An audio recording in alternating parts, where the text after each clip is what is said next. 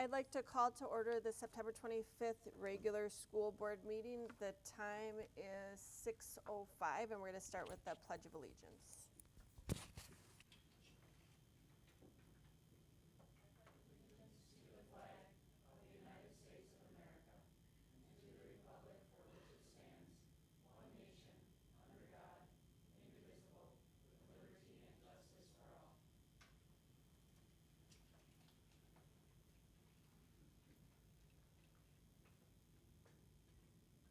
Okay, and I want to apologize for starting us a little bit late. We were having some technical difficulties. The first thing is the approval of the agenda. Can I get a motion in a second? So moved. Second. Okay, moved by Colborn, second by Livingston. All in favor say aye. Aye. All opposed? Okay, so we have an agenda. Next we have public comment.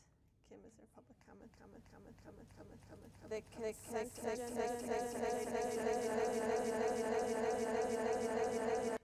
Consists of 5 routine items that are acted on in a single consolidated motion without board discussion. Board members have the option of pulling off items if they wish to discuss them individually.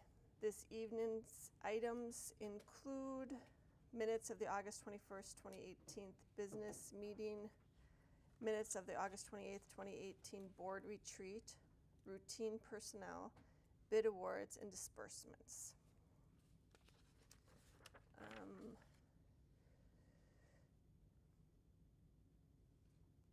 So,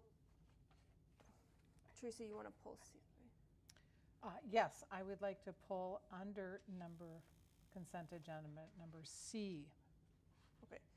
So can I get a motion for the approval of A, B, D, and E? So moved. Okay, moved by Livingston, Second. second by Auger. All in favor say aye. Aye. And opposed? Okay, so A, B, D, and E carry, and Teresa on C. Okay.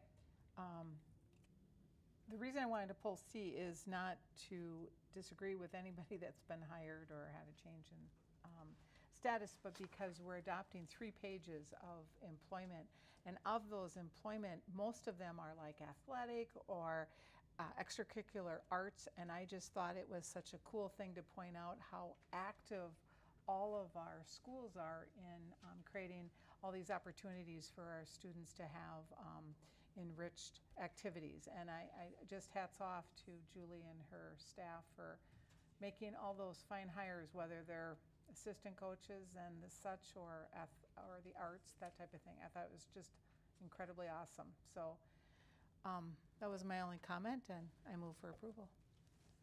Second. Steve? I need to recuse myself from voting on this issue because I have a family member that is listed in the status change. Okay, thank you. Okay, so we have a motion for approval from Teresa and from Auger, and a second from Livingston. All in favor of C. Yes, all in favor of C say aye. Aye. And opposed? Okay, so C also carries. Okay. Next we have reports, and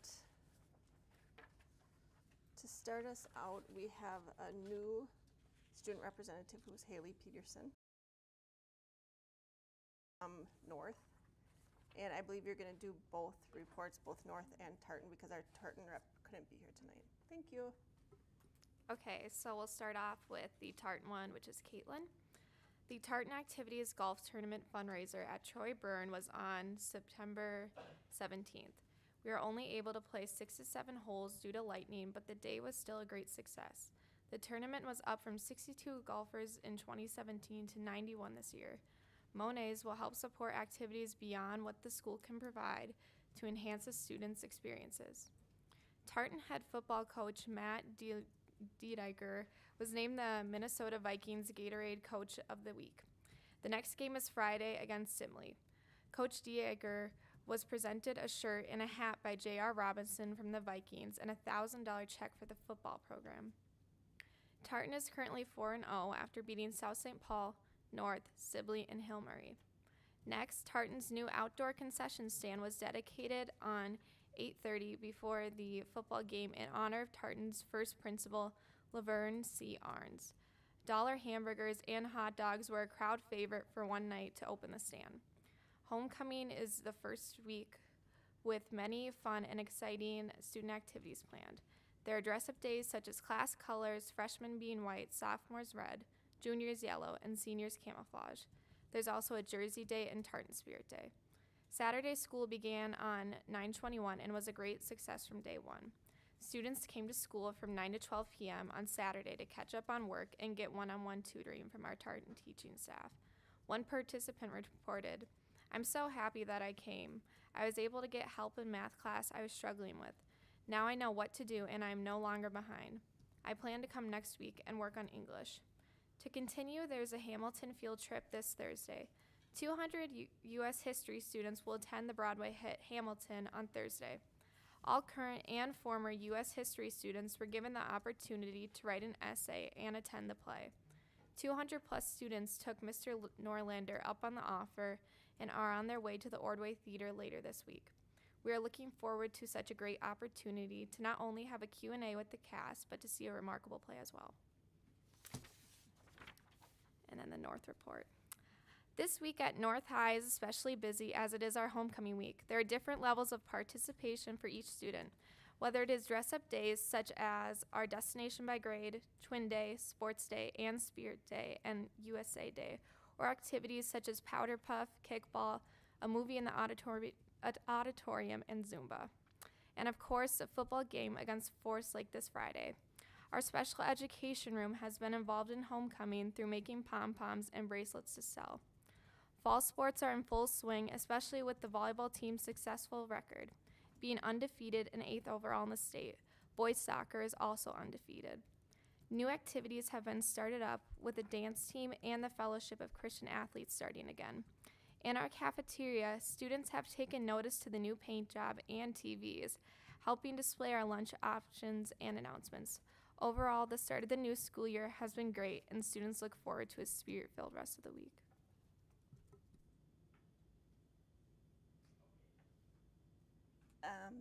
Thanks very much, Haley. Any questions or comments? Yep. Haley, welcome to the board. I was just wondering, do you want to just give us, 1 minute about why you decided to do this and what you hope to get out of it? Okay, sure.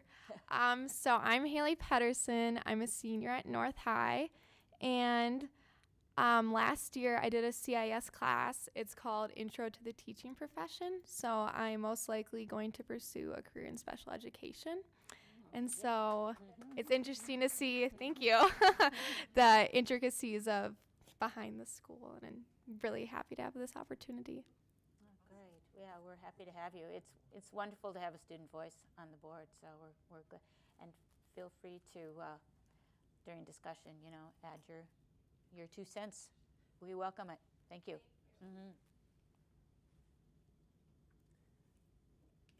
Okay, thanks again, Haley. Next, we have Superintendent Osorio's updates. Actually, my update for this evening is actually to introduce our team. We, at the end of every summer or the beginning of each school year, we like to give you an overview of everything that happened over the summer because, as you know, we don't close in the summer. We're very busy serving students and families. And so this presentation you're going to hear about tonight is going to speak about some of the work we've done this summer, and our Director Peter Mao is going to kick us off. But please know this is a collaboration across several departments putting this presentation together for this evening.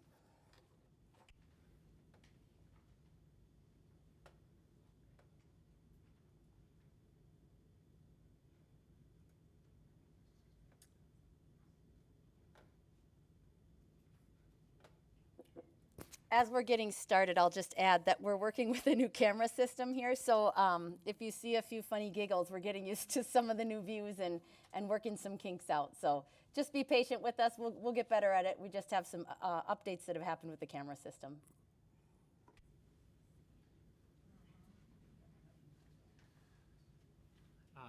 Chair Yenner, members of the board, it is a pleasure to be able to talk to you a little bit tonight about summer programs. Like Superintendent Osorio mentioned, I am here also on behalf of Terry Johnson from Community Education, as well as Tricia Hughes from Student Services. And indeed, our strategic plan does not take a summer vacation. As you know, our mission statement is that we commit each day to develop and empower lifelong learners who thrive in diverse communities. And we take that phrase, each day, very seriously. During the summer, we have numerous staff and students who participate in programs across multiple sites in the district. This time with our students is informed by our strategic plan. In fact, our core values have shaped how we have decided to do programming in the district. For example, we believe that high expectations with appropriate supports result in growth. We believe that continuous learning and service to others are imperative for individual and community progress. We believe that school, family, and community partnerships support and enhance learning. So you will see these values reflected in our programs tonight. We have a special focus on mission outcomes 2 and 8 in our summer programs. Each learner will develop and embrace their identity, strengths, interests, and self-advocacy skills, and will close the achievement gap for all students. In addition, we weave all 4 of our strategic plan strategies into summer programming. We engage internal and external community, we develop and use partnerships, we engage diverse learners, and we help kids navigate their learning pathway. Specifically in community education, 57 students participated in a summer blast program, which runs during the targeted services program, which we'll talk about in a later section. This program was created last year specifically for incoming kindergartners who had not had a preschool experience, and for some students who just needed an additional boost before kindergarten. This 4-week program focuses on essential start of the school year skills.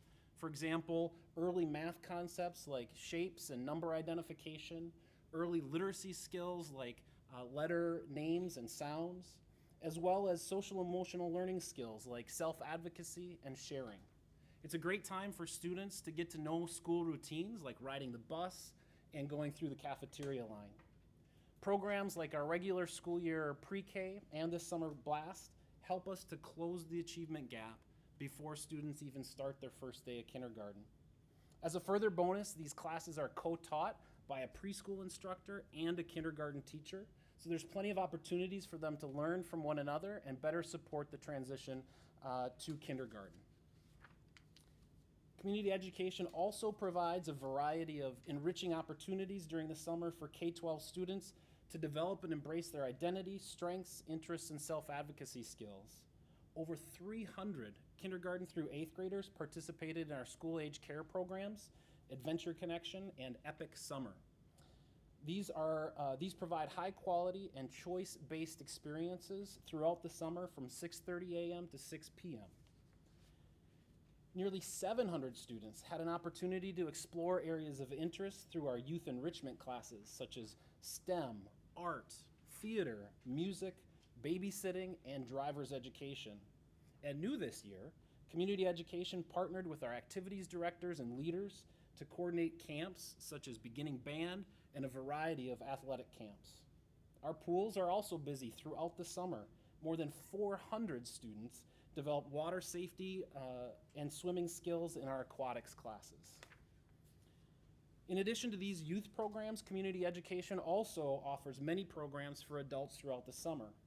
This summer, they started an intergenerational opportunity, bringing together the young and not so young, the experienced and inexperienced gardeners to plant, weed, harvest, eat, and learn at the Carver Garden.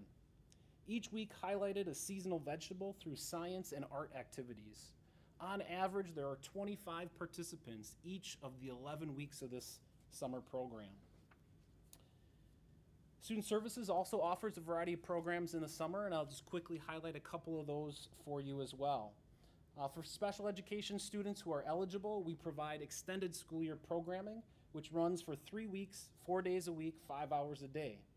The decision to participate in extended school year opportunities programming is discussed at the individual education plan meeting for a student, and each student's IEP team works with the family to identify which goals and objectives the student needs to focus on during the program. These programs support Mission Outcome 8, closing the achievement gap, specifically between students who receive special education services and those who do not. ESY also supports our mission outcomes by teaching students important self-advocacy skills. Targeted Services is a year-round program for students who are eligible according to the state's at-risk to not graduate criteria. This program provides additional time beyond the school day and school year for students to develop the academic and social emotional skills needed for success in school and beyond. Targeted services and credit recovery programs are available at elementary, middle, and high school depending on student needs. And student achievement data and other evidence is reviewed multiple times a year to ensure that we identify and invite appropriate students to these programs. For the summer program, a typical day includes instruction in reading, writing, and math, as well as social emotional learning woven throughout the day. In addition, students have access to enrichment opportunities like I Can Cook, You Can Dish, Minecraft Club, photography, and book club divas. By focusing on students at risk and not graduating, this program helps us again to achieve Mission Outcome 8, closing achievement gaps. Teaching and Learning also runs a number of programs throughout the summer. Our programs are focused on helping close the achievement gap. And you'll hear how our programs are providing access to STEM-focused project-based learning. They're creating opportunities for intercultural engagement, and they're creating culturally responsive environments focused on literacy. Young Scholars is modeled after a program in Fairfax County, Virginia. Our program offers advanced learning opportunities to students who are underserved in traditional high potential programs. The Young Scholars Camp is a week-long opportunity focused on STEM project-based learning. This summer, 412 students were engaged in a responsive environment, laying the groundwork for pathways in STEM-related career fields. And indeed, this camp is a district-wide effort. It couldn't be run without teacher leadership like Michelle Freisinger and Katie Allen, a couple of our Young Scholars teachers, Jeff Cavett from the Teaching and Learning Office, and teachers from throughout the school district. In addition, some of our avid students were mentors during the week-long program. And this year's theme was on inventions, and our Office of American Indian Education created a course specifically for this program and taught students about American Indian inventions. We also run a program called Summer Sampler, which engaged 62 students who participated in the Check and Connect program across our elementaries this year. And these students are brought together for social skill development and then have the opportunity to apply those skills out in the community. They go to places, they do park cleanup, they did service at Feed My Starving Children and the Raptor Center, and they were out in other places in our community as well. And again, these opportunities wouldn't be possible without leadership from folks like John Gavin and others, and also our avid tutors help support this program. Positive Peers is yet another program. It's an extension of our Education Equity Alliance with Manamidai. Positive Peers is the connection and shared programming between Richardson Elementary and O.H. Anderson. And during this week, students focus on leadership development and anti-bullying focused at their individual schools. This program is an asset to both of our communities and aligns with our mission outcomes. Finally, I want to share with you one new program out of the Teaching and Learning Office this year, which is Freedom Schools. Freedom Schools is a program of the Children's Defense Fund. It provides summer enrichment opportunities through a research-based and a multicultural curriculum.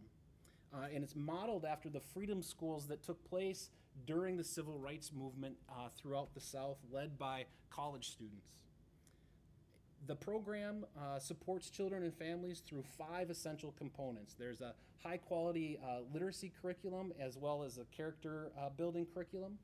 There's parent and family involvement, civic engagement and action, intergenerational servant leadership development, and nutrition, health, and mental health. The Children's Defense Fund program fosters an environment that supports children and young adults to excel and believe in their ability to make a difference in themselves, their families, their school, their community, and indeed the world with hope, education, and action. During this summer, Webster hosted 50 students all day, 5 days a week for 6 weeks in a truly culturally responsive experience.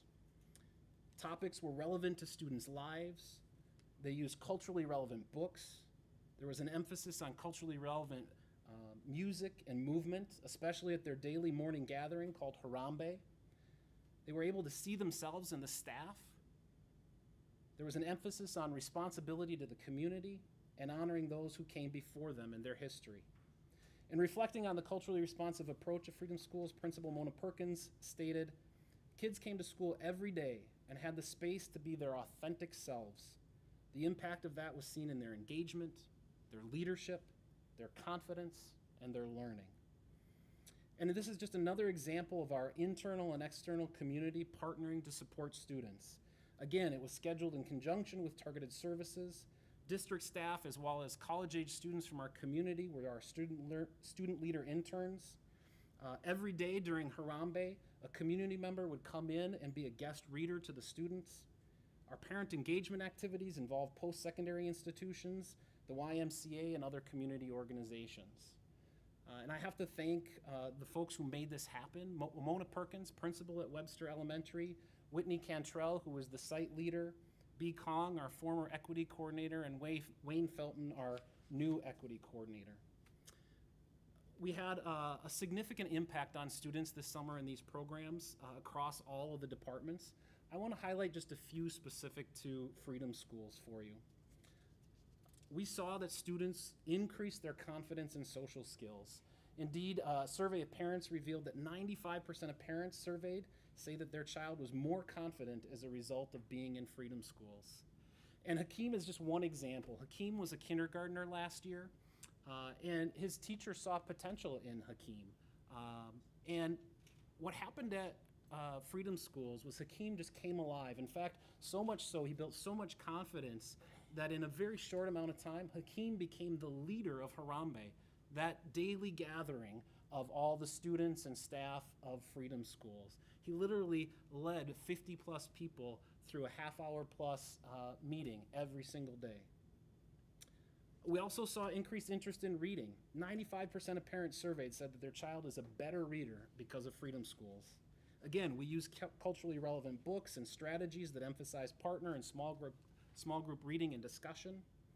And I talked with Mona this morning, or earlier today, and our preliminary data shows that 86% of the students who fully participated in the program did not experience what is known as summer slide. We know nationally across the country, many students lose learning over the summer. 86% of our students did not have any loss over the summer. In fact, 22% saw a gain in their scores from last spring to this fall. That is really exciting news for us. And then finally, increased community engagement. Preliminary data, 89% of parents said that they're more likely to vote as a result of their experience with Freedom Schools. 76% of parents regularly participated in the parent empowerment activities, which focused on things like navigating K-12 and post-secondary school systems, as well as health and wellness and other topics. And I just have to end with saying I can't do justice to the incredible program Freedom Schools is by talking to you about it. I hope that you all find time to experience Freedom Schools for yourselves, and I know at least some of you were able to make it out this summer, but if not, hopefully you have the opportunity to make it out and experience it next summer. So again, our strategic plan does not take a vacation for the summer. Community education, student services, teaching and learning all run programs focused on our mission outcomes. And we couldn't do it without the support of business services, communications and technology, and human resources, as well as a multitude of school staff, student leaders, and individuals and organizations from our community. All told, we served nearly 50,000 meals, bused students nearly 50,000 miles, served approximately 3,400 students, using almost 250 staff across 12 sites here in the school district. Any questions? Caleb.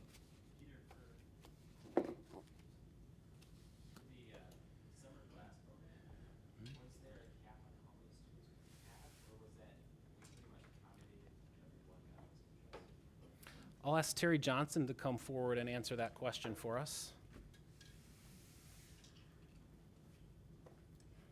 For Summer Blast, we had 4 different locations with a maximum of 20 students. And we were able to accommodate everybody that we were able to find. And is there a fee that the parents have to pay? For Summer Blast, no fee. Okay, No. that was awesome. And then I have one more question. Do we know how many students come into kindergarten in our district that have not been to preschool, approximately? You know, the process that we used to identify people to attend Summer Blast was we monitored the enrollments as they came in, and we reached out to the families who did not list any preschool experience. So we did reach out to all of the families that we saw. I can look into that and see if we, you know, late registrants, et cetera, how many came in without indicating anything on that line. Thank you. Thank you. Peter, outstanding presentation. Just 2 quick questions. You threw out a lot of numbers. So for example, 300 kids were in Adventure Connection. And while that number seems great, I have no idea what it's in reference to how many kids are in our program. So without necessarily targeting that specific program, what I'm wondering is, I think I'm hearing that you were elated with the number of kids that were enrolled in all of our summer programs, and those numbers are up. Is that what I'm really hearing? Yeah, absolutely. We have Okay. approximately 10,000 students in the school district, and you saw the final number was around 3,400 students. So over a third of our students, although some of those might have participated in more than one program, but about a third of our students were in some way engaged in learning through the school district. And I think that's a fantastic, I think that's service we outstanding. provide. I think that's a market piece, Josh. The other thing I wanted to just ask, we'll need a lot of marketing pieces. That's a great one. The Freedom Schools. Yes. I'm just curious how it was funded, how are we going to sustain it, and what school are we rolling it out to next? So it is currently funded out of Achievement Integration dollars. As you remember, last year you approved an Achievement Integration plan. One of the goals of that plan was focused around improving reading achievement and closing gaps in reading. So we used some of those dollars to pilot this program. And so one of the strategies for sustaining is to braid this funding with targeted services. We talked earlier this summer with MDE, and as long as we meet a couple of requirements, we're able to do that. Also, schools have the opportunity to use some of their Title I funds to perhaps also help fund this, but it's going to take a multiple strategy approach in order to be able to expand this beyond the current site of Webster. We're starting conversations with some other schools, hoping that we can add a school next year. Our current application to the Children's Defense Fund includes additional sites, but we have to make sure that we have the funding in order to make that go. One last question about that. Do you have to meet some criteria like a certain percent of free and reduced lunch or a certain percent of students of color to be even eligible for the program? So in part, that'll depend on how we braid funding. In order to receive funding for targeted services, students need to meet that at-risk for not graduating criteria. Freedom Schools does not have the same criteria for eligibility, but it is a program specifically designed to help close gaps between students of color and white students. So that is a target audience for us. Thank you. Yep, absolutely.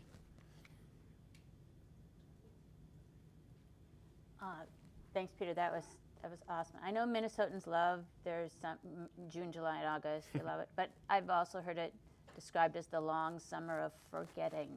Absolutely. And you know, the more we can give students opportunities like this, you know, the better we'll be. And so glad to hear that we're making progress, and let's do all we can to. Absolutely. You know, to maintain it. You know, I will just say it was really encouraging to talk to Principal Mona Perkins, and she just heard from so many families about all my kid talks about when they come home is Freedom Schools and all the things that they did, and they're singing the songs, and it just really is an important part of student summer. And beyond that, Freedom Schools has found its way into the regular school year. Mona said that when she walks down the hall during morning meeting time, she hears the same sort of chants and songs that were introduced through Harambe. So many of the staff have embraced that approach. They see the kids' just level of engagement around the culturally relevant music and movement activities in those things. And she said she's already seeing an impact this fall. So it's not just a summer program in that regard. We're already seeing that carry over into how staff are conducting their classrooms here this fall. All right. Yeah, I'm a big summer camp advocate, but I know it's expensive, and I know, It is. you know, not everybody can do that. In my own family, I credit summer camp for turning around my former bad boy and turning him into a very responsible citizen, you know. And again, you know, thanks for the report. Absolutely. Peter, I know that our homeless students are definitely in an at-risk category. Do we know how many homeless students that we helped by these programs, or? You know, I don't have that handy. I know homeless students are part of the student groups that we reach out to and fit those at-risk categories, especially for programs that focus on that group of students. But I don't have data broken down in that way for you tonight. Okay, that's all right. Yep. Peter, just you won't necessarily have this information, but other than all of these at-risk programs, we also have students who are participating in the other end of the spectrum in their advanced placement that are very active during the school summer session preparing for those programs as well. And so at some point it might be nice to link the two to show a broad scope of what our district offers. Absolutely, and even some of the programs in here, although I maybe didn't characterize them as such, really are enrichment programs. And so a lot of things going on for all students throughout the district, absolutely. Okay, thanks very much, Peter. It was a great presentation, super interesting stuff. Thanks. Next on the agenda, we have Assistant Superintendent Troy Miller. We are going to start with the Weaver Elementary presentation with Pengjua Zhang. And then move to the enrollment next because Pengjua has an appointment. Yeah, so I'm just going to introduce Pengjua Zhang from Weaver, and she's here to share this as part of our regular reports. So you're going to hear some great things that are happening over at Weaver.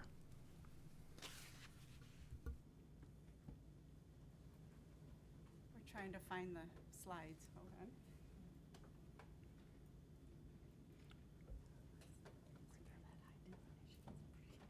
She needs to zoom up a little bit there.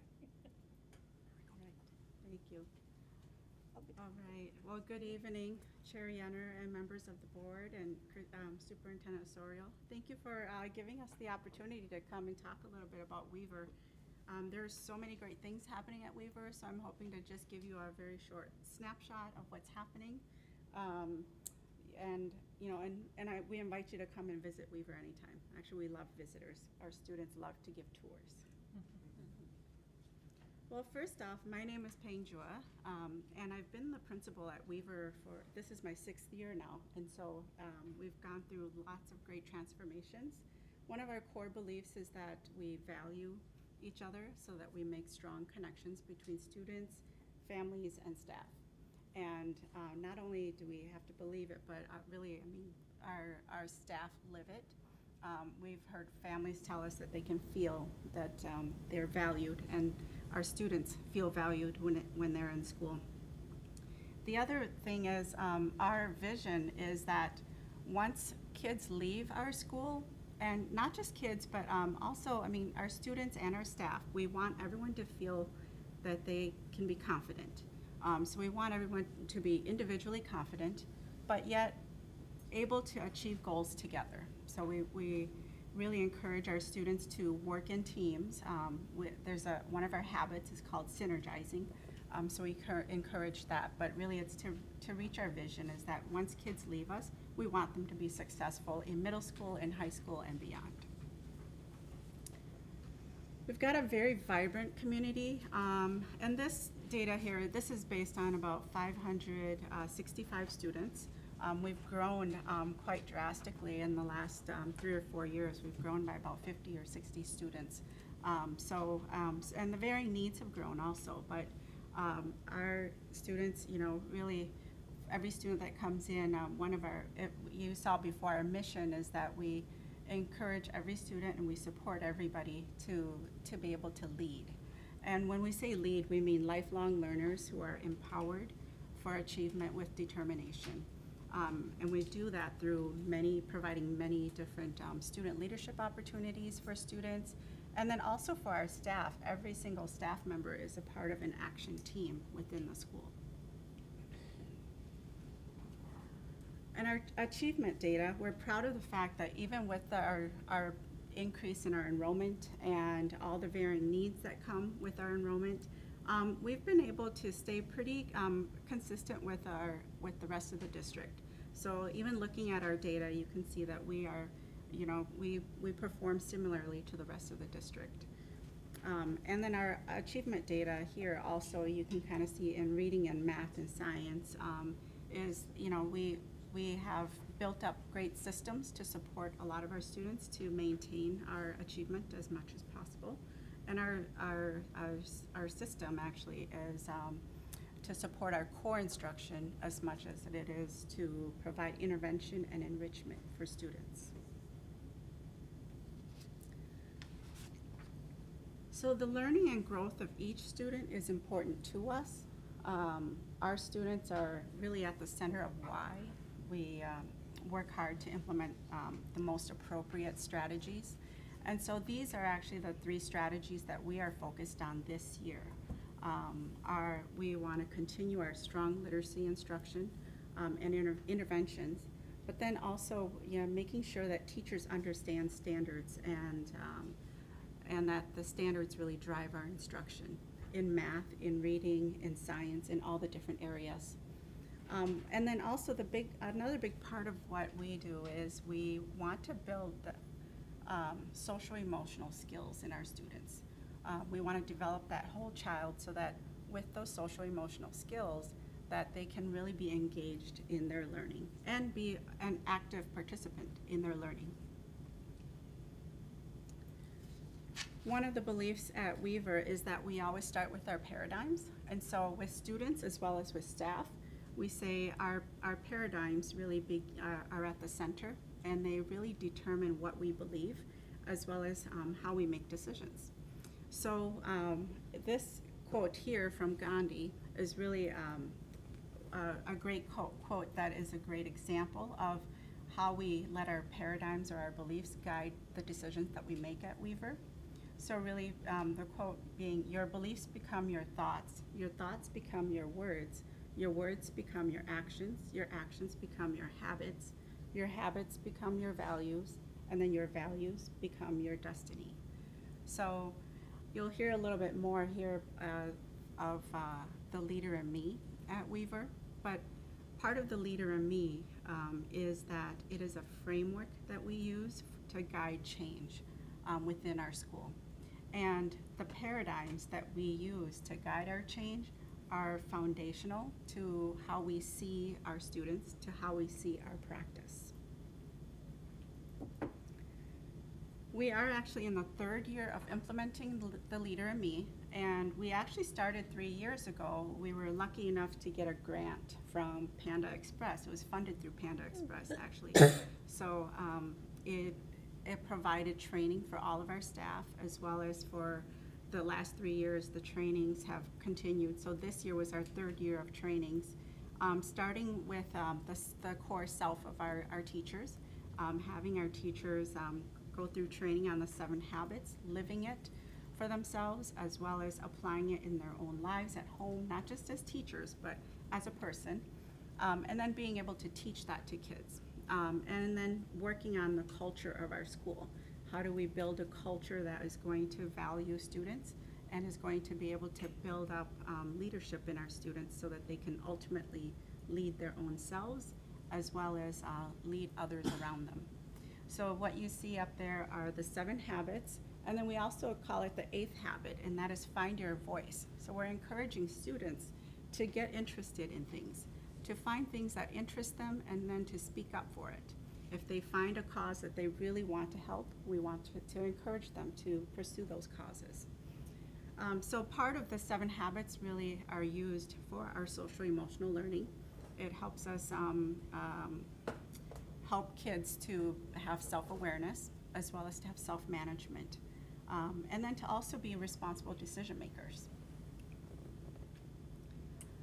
As I said before, we really encourage our students to lead. So this is an example of a leadership project. Actually, you see behind our students there, we had students involved in a leadership project where they got to decide on the mural behind them, and then they got to be part of the painting as well.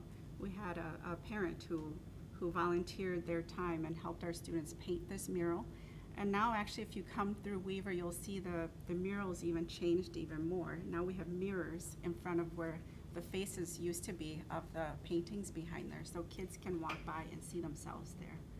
But again, our leadership projects are planned by kids and they're completed by kids. Another really cool thing about Weaver is that we have a school mission, but then every classroom builds a classroom mission as well. And then every person within Weaver, every staff member has their own personal mission statement.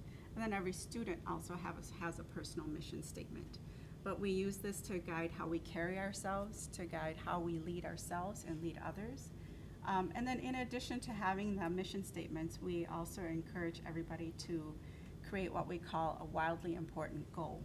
So our school will be putting up our wildly important goal that we will be working towards, but then every classroom will have a wildly important goal that may be tied to our school goal, and then every student will have a wildly important goal that they would be tracking their own progress towards. So this is actually a very important part of our school as being, well, goals driven, but then also part of being a Leader in Me school is that we establish reachable, wildly important goals, or I guess you might have known them to be called WIGs, to reach their WIGs. And of course, I do want to say that our staff are amazing. And in order for our students to be at the center of everything that we do have amazing staff. And part of it is they're amazing because they're willing to let go of some of the things that they used to do. So there's a belief here in our school that kids can do 80% of what adults are doing. And so it's part of it is letting that go for kids to help you, decide, for kids to be leading in the classrooms, around the schools, as well as, making some of the decisions that we often take on, and we want to make those decisions, but we have found that kids can do it, and they probably do it better sometimes. So I want to just leave you with this, because this is really our biggest belief this year is that we want every single person in our building to be amazing, students and staff. You'll see me tweet about this, Weaver leaders, right? But we are encouraging everybody to be amazing. And when we say be amazing, we say, lead yourself so that other people will see you as someone that they'd want to be next to all the time. And it doesn't mean to be up there talking, in front of everybody, but to be amazing even for that one new student who's here. To be amazing for the person next to you, to be amazing for your teacher, to be amazing for your parent. And so we really encourage our students to be involved, and one of the ways that they can really be amazing at our school is to join our student lighthouse team. So the picture you see up here with our students is our student lighthouse team from last year.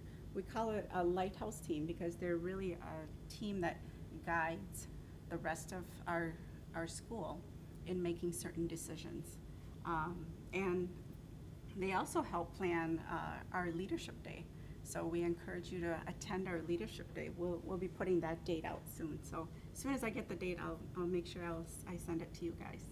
But our lighthouse team is also a part of that planning, as well as if you come to our leadership day, you'll find that much of that day is led by kids, showcasing what they're learning, showcasing what they're doing, as well as showing you what they keep within all of their leadership notebooks.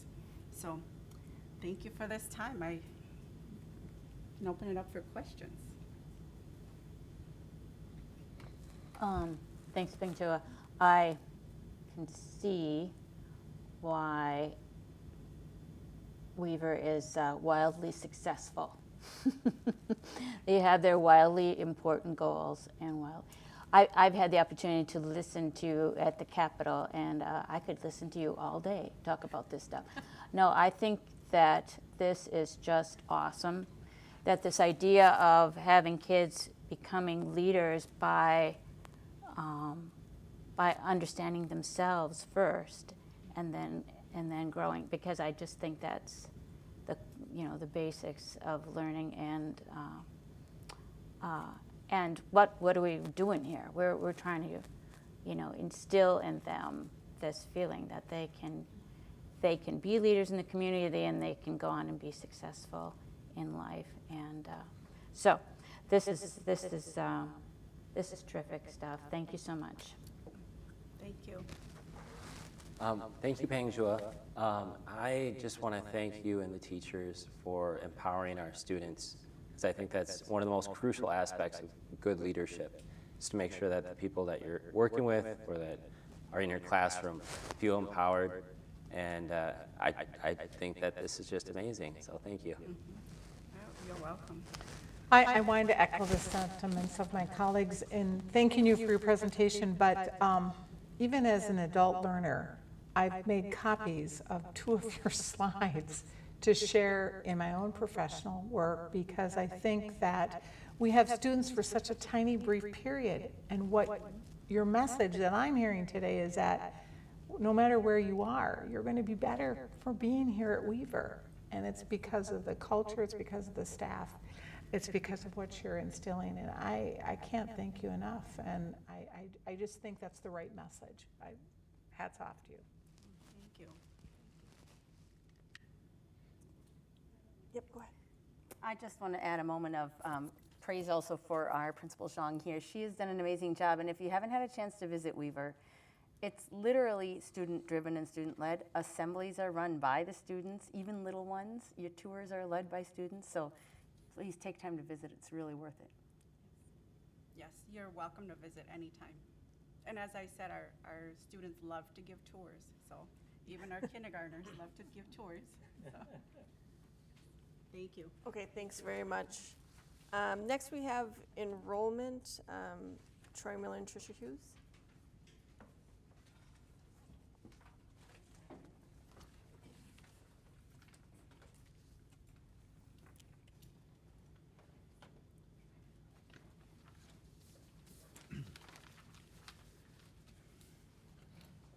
Good evening, Chair Yenner, members of the board, Superintendent Osorio, cabinet members. This evening, Tricia and I will be giving a brief report on our enrollment, and I'm going to start it off here. This first chart looks at last year at this time, September 29th, 2017, to today, September 25th, 2018. Why that date is in there, it's a little different than years past. Today is the 15-day drop for our kindergarten students, so we feel that this is about as accurate as we've been at this report, and we're really excited about that. Just to highlight a few things here, you can see overall we're down about 30 students from last year at this time. A few of our buildings that are up enrollment are Tartan, Maplewood, and Glen. A few that are down are North, Skyview Middle, and Eagle Point. All of these buildings we're in communication with principals, with their clerical support staff, and looking at, numbers in, numbers out, why, and we're always learning around that. I can answer questions if you have those at the end. This next chart looks at our projections versus actual, and this is the piece as we see trends and we look at our seniors moving out and our freshmen coming in, and looking at similar with our middle schools and elementaries. This is how we staff our buildings. We use multiple ways to look at enrollment and look at those trends. And as you can see here from our projections from the spring to now, we're up about 12 students. Those numbers change daily. Over the last 2 days, we've enrolled 22 students And again, I don't know how many students we've unenrolled. So again, this number is changing all the time. Again, a few buildings that are up enrollment from the projections are Maplewood, Webster, and Oakdale. Down are Tartan, Skyview, Middle, and Castle. So Tartan's in that category of, we anticipated some growth, but it wasn't as much as we anticipated. So again, we look at those things, we make adjustments where we can, and continue to make modifications throughout the year. This just simplifies it. This excludes some of our special programs in here, but again, about 5 less from last year at this time in our elementary, up 20 in middle school, down 41 in our high schools, and again, overall, about 26 students, again, excluding some of our special programs. Just a brief update on our enrollment, things that are happening in our enrollment center, a lot. Again, like I said, the transient, the ins and outs, 969 students that we enrolled over the summer. That's actually down a little bit from years past, which we're excited about. And the reason for that is if you look at our enrollment, kindergarten enrollment, and how that plays out, now that we have more pre-K programs, it's a lot easier for our families once they're in the system, that those roll forward. And it also helps for planning and staffing, so it's really been nice as some of those enrollments happen throughout the year now. So we're really excited about that, and I'm gonna turn it over to Tricia, who will highlight some of the special programs. Good evening. Similarly to, as Troy had mentioned, we have fairly consistent numbers from year to year amongst our 3 different special education programming options. Next Step, which is our program that services our students 18 to 21, down a few students right now, but we also have a few pending enrollments. That number changes often throughout the year with students graduating and moving in and out of the program. Harmony, which is our K-12 program that supports students who may need additional programming and supports beyond what is provided in our traditional elementary, middle, and high schools, is up to 51 students this year, which is one of the highest numbers that they've been at. And then our early childhood programming, so serving students either birth through age 5 in a variety of different programs and capacities. We're down about 273 right now. With that, though, I want to point out we have about 113 students in referral right now between birth to 3. With that said, we also don't anticipate 113 students being identified as a need for service, but yet a consideration point. In addition to those programs, we also have 4 care and treatment programs that reside within the boundaries of our district. Those numbers you'll see here are up at every single site with the exception of Phoenix, which is the same as it was last year, which is probably our most consistent care and treatment program in terms of numbers. These numbers, again, fluctuate week to week, honestly, in terms of enrollment and what we're supporting. Questions? First, I'll start with Troy. Yeah. Okay, so we got a little bit less number. Tell me we didn't cut staff. No, we did not. Okay. No. My second question to you is, can you explain Eagle Point? Eagle Point, yes. A lot of move-outs towards the end. So again, it's amazing the work of the secretaries calling every family. So we have spreadsheets. We know where everyone went. They actually had quite a few move-outs that happened. Like left the district? That left the district. Okay. So attendance area kids that left, and that was the main reason there. Again, there's a variety of other things. Sure. But that was the main trend that we saw at Eagle Point.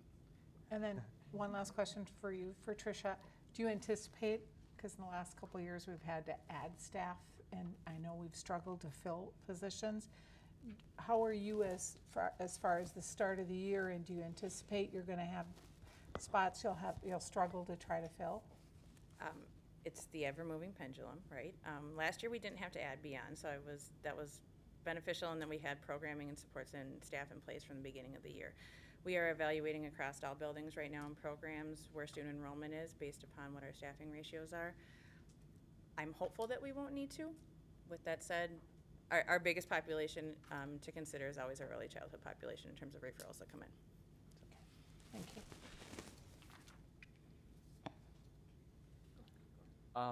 So for the kindergarten enrollment stats, so for this past school year, we had 3 schools with pre-K rollover, approximately 120 students.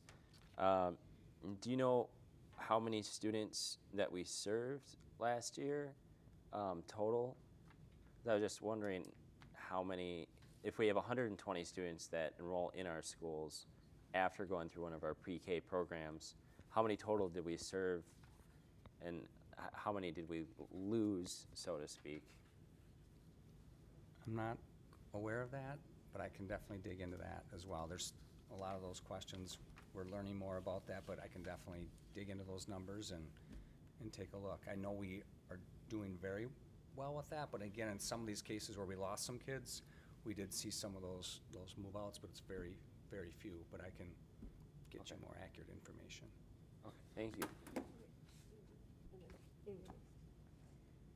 Troy, can you go back to the district-wide building program enrollment slide? The first one.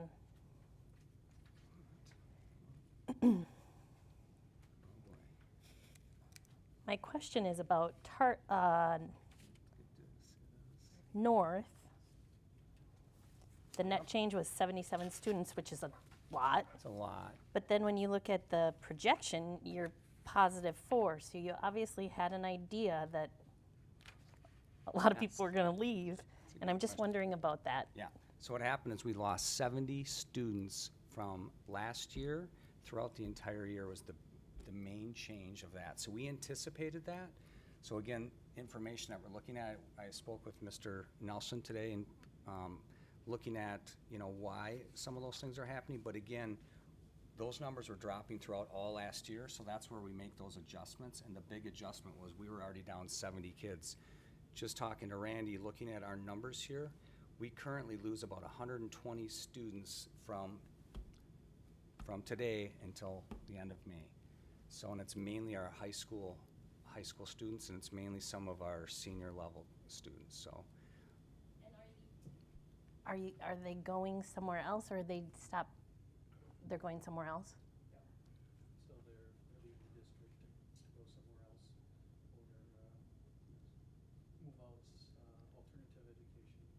or move outs, alternative education.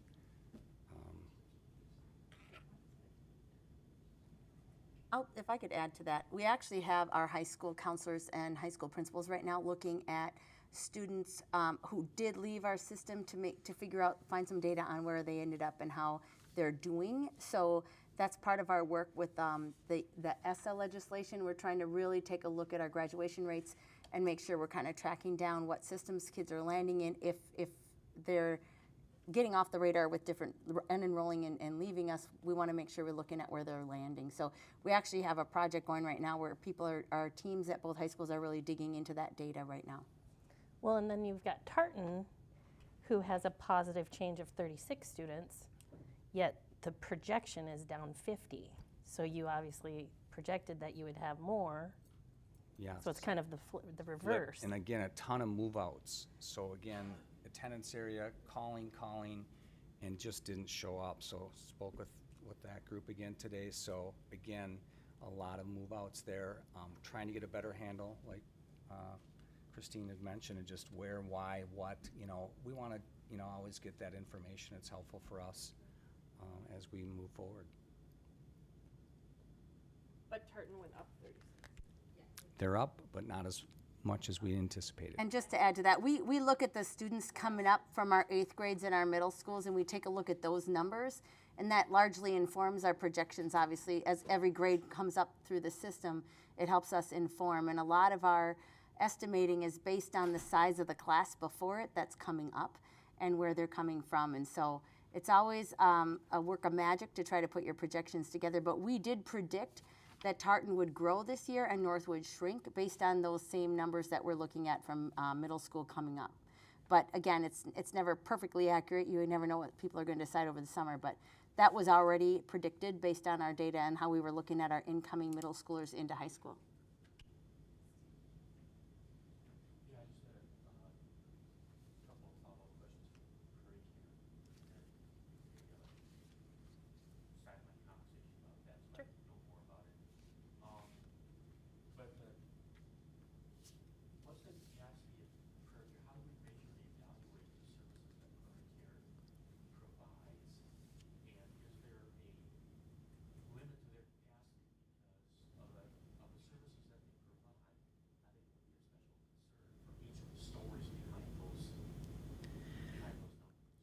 So one of the different pieces or consideration I want to make sure to point out too with Prairie Care in comparison to the others is that it serves all age students, so they can have elementary through high school age students, where the others are primarily secondary age students. So that's where you're going to see a larger piece of the number difference. And they're a full day treatment capacity program. So half of that day is therapeutic in nature and half of the day is the academic component, which is what we're in there to help provide and support students on. We keep data on the academic progress of students. We're also very involved and integrated into the therapeutic teams that provide supports for students. We don't necessarily compile that data as a district in terms of the therapeutic lens of that. The other piece too is with students, their average stay at Prairie Care could be anywhere from 3 days to a month and a half. So that can ebb and flow significantly. Yeah, and I don't know exactly for sure how to follow up with the questions or what direction my questions are going in. I'm just aware that Prairie Care is a fairly new addition to what we do, and I would imagine that part of what we're seeing is that they now have an established practice and curriculum and reach out and referral program. But I'm just interested in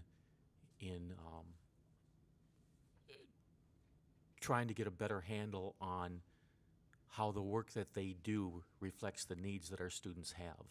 And I don't know for sure how to follow up with that, or if this is obviously not the right place to do that, but I'd like to have some of those conversations. Absolutely. And just learn more myself. If I could just add a little bit onto that as well, because those are really good questions. One thing that's important to point out for all of our care and treatment facilities, many times the students who end up in those programs are not necessarily 622 students, because those programs serve a large geographic area, and so students go there temporarily, but during that temporary time when they are there, they suddenly become 622 students because they're in our boundaries, and we have teachers there that help with the academic.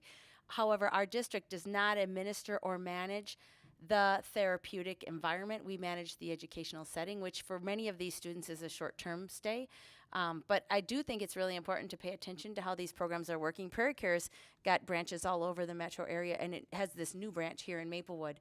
But I do know that they would be willing to, host some conversations or bring you over for a little tour if you'd be interested in something like that too.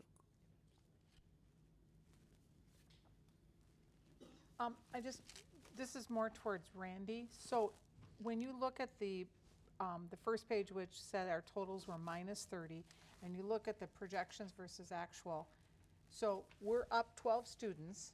I mean, that number is significant to you, and are you going to use this number? You're shaking your head. So could you just expand a little bit on why this number won't be much use to you throughout the year? Well, actually, it is somewhat of a use because trend is important from the previous year. And so when I look at these numbers, I look at the numbers in my enrollment projection model. And so trend in this district has been usually from the beginning of school to the end of school, we lose about 180 kids. And from the 15-day drop to the end of the school year, as Troy said, about 120. And so then I look and I compare to where I think we're going to land. And like I told Troy today, what I budgeted on my model, we have about 100. It's really close to what we think we're going to end on his model. Okay. Perfect. So we're really. It was a few students off. I can't remember how many. I just looked it up as I was looking at his stuff. So when we built the budget starting in last January or February, I budgeted a number based upon the enrollment projection model, and right now it's really close to the numbers we have here in the buildings, and that's kind of what I look at. And if you subtract 120 off of this number, it's really close to what I budgeted on way back when. So. Yeah, and you'll see we did significantly, I shouldn't say significantly, but we went up for the first time this year. And we, as you'll see my report in a while, we ended last year, 17-18, 55 students better than what we budgeted for. And so you're going to see last year was the first year we actually increased enrollment, even if you take the pre-Kers out of it, in a long, long time. So that's a good thing.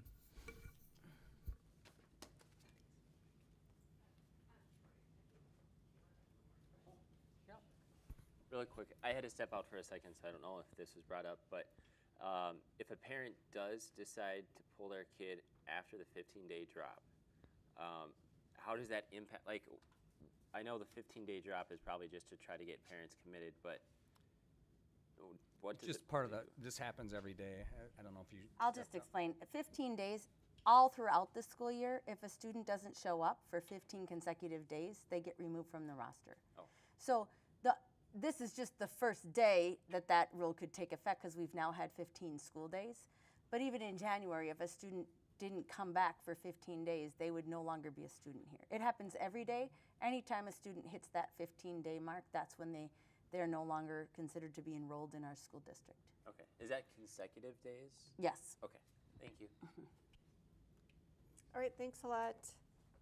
Next on our agenda, we have Julie Coffey from Human Resources, Grow Your Own Program.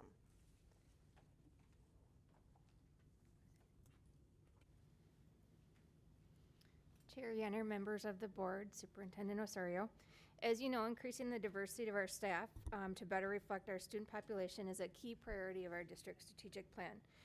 And across the country, Grow Your Own programs are really being seen as an effective way to make this happen by allowing us to tap into our current non-teaching staff and our community members and have them become teachers. So we are very excited to be able to partner with the U of M on this Grow Your Own opportunity. And I have with me tonight Laura Morgelson, who is the director of the Multiple Pathways to Teaching office at the University of Minnesota.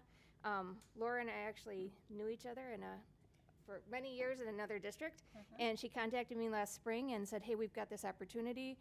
And we said, yeah, we need to jump on this. This is a great opportunity and a way to increase the diversity of staff. So Laura's going to talk briefly about how the program works and let you know about the partnership we've created. I think so. Okay. Chair Yenner and members of the board, Superintendent Osorio, it's nice to see you. Yep. And Cabinet, nice to meet you. So thank you for allowing this time to share with you about our fledgling partnership and about the Grow Your Own recruitment strategy and efforts at the University of Minnesota Twin Cities. The Multiple Pathways to Teaching, which is the unit that I direct at the U of M in the College of Education and Human Development, was formed in 2015. And the objective of that was to design these opportunities with partner districts to diversify the teaching profession by creating new pathways to become a fully licensed teacher, including this Grow Your Own strategy. We started exclusively with Minneapolis Public Schools, and we ran 3 cohorts with Minneapolis. And it was called the Minneapolis Residency Program, and that was our first Grow Your Own program. And this year we've expanded, and I'll talk a little bit about that expansion and what that looks like. So we were called the Minneapolis Residency Program, and with our expansion, I've changed the name to the University of Minnesota Grow Your Own Teachers Program. And we pivoted from working only with Minneapolis to working within the metro area with districts that have 30% or more students of color. And that threshold was determined by a grant opportunity from the Minnesota Department of Education that there's actually some legislative funding that is specifically around the Grow Your Own strategy. And so 30% is the threshold in that legislation and in the MDE grant, and your district qualifies. We also are working currently with Minneapolis still, with Robbinsdale, Bloomington, St. Louis Park, and Richfield. Yes, thank you. Although I don't have any students from Richfield, but they are a current partner. And our residency program with Minneapolis was a 1-year model. We are now a 2-year model, meaning it takes someone 2 years, but they can keep their job for the first 1.5 years in the program. We are currently working with 18 students across all those districts that I named. They're all non-licensed staff members in those districts with bachelor's degree a bachelor's degree? That's always a question that we get when we talk about the Grow Your Own strategy is what about all of our staff that have the associate's degree, not the bachelor's degree? Well, this program is not targeted towards the associates to bachelor's yet.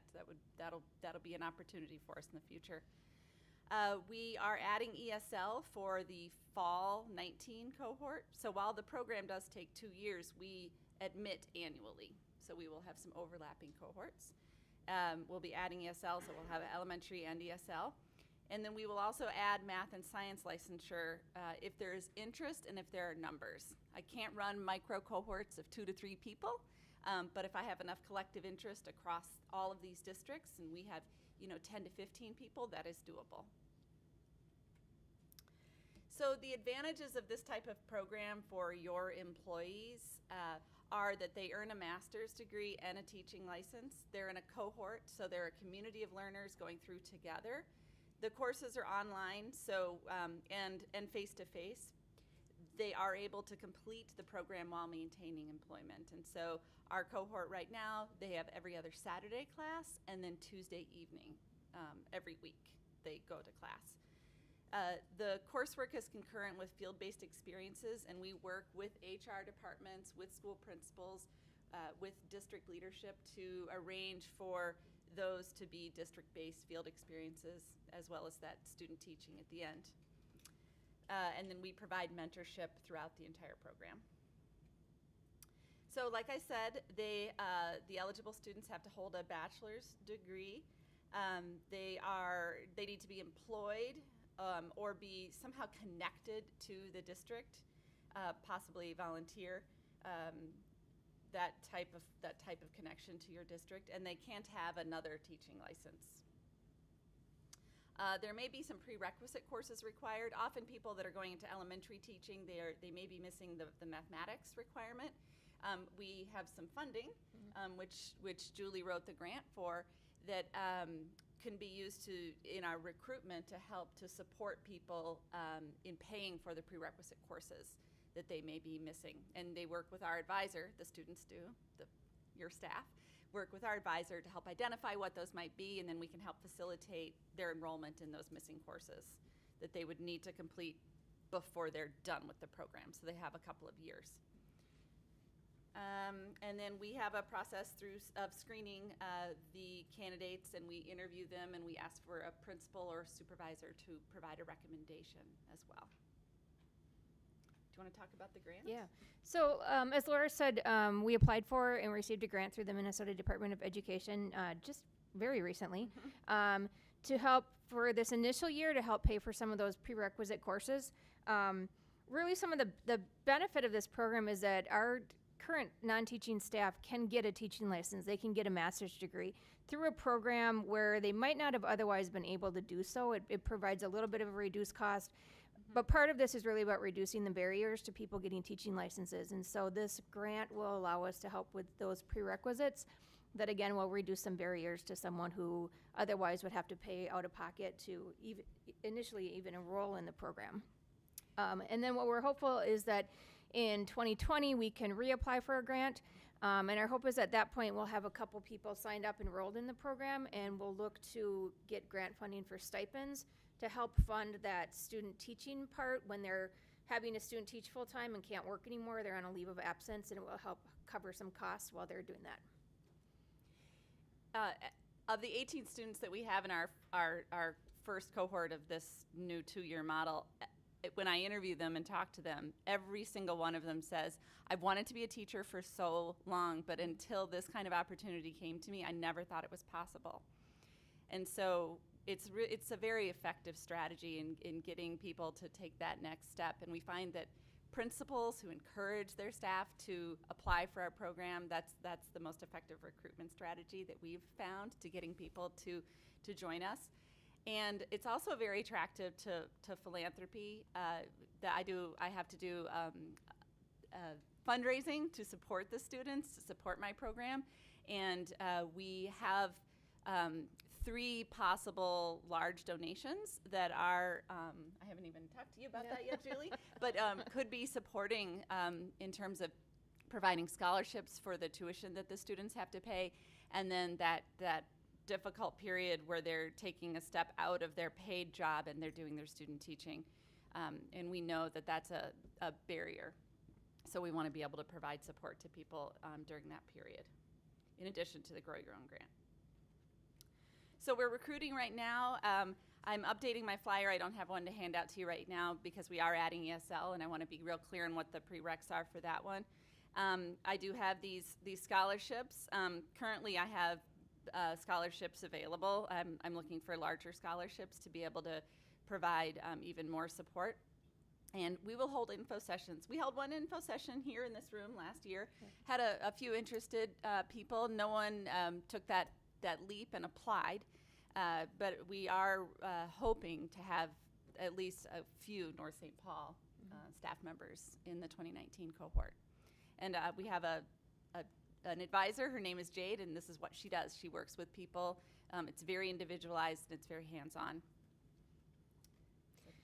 Yeah, we are excited about this. We know the U of M produces some really quality teacher candidates, and so we're excited for this opportunity and hopeful that we get some recruitment this year and get some candidates who are interested.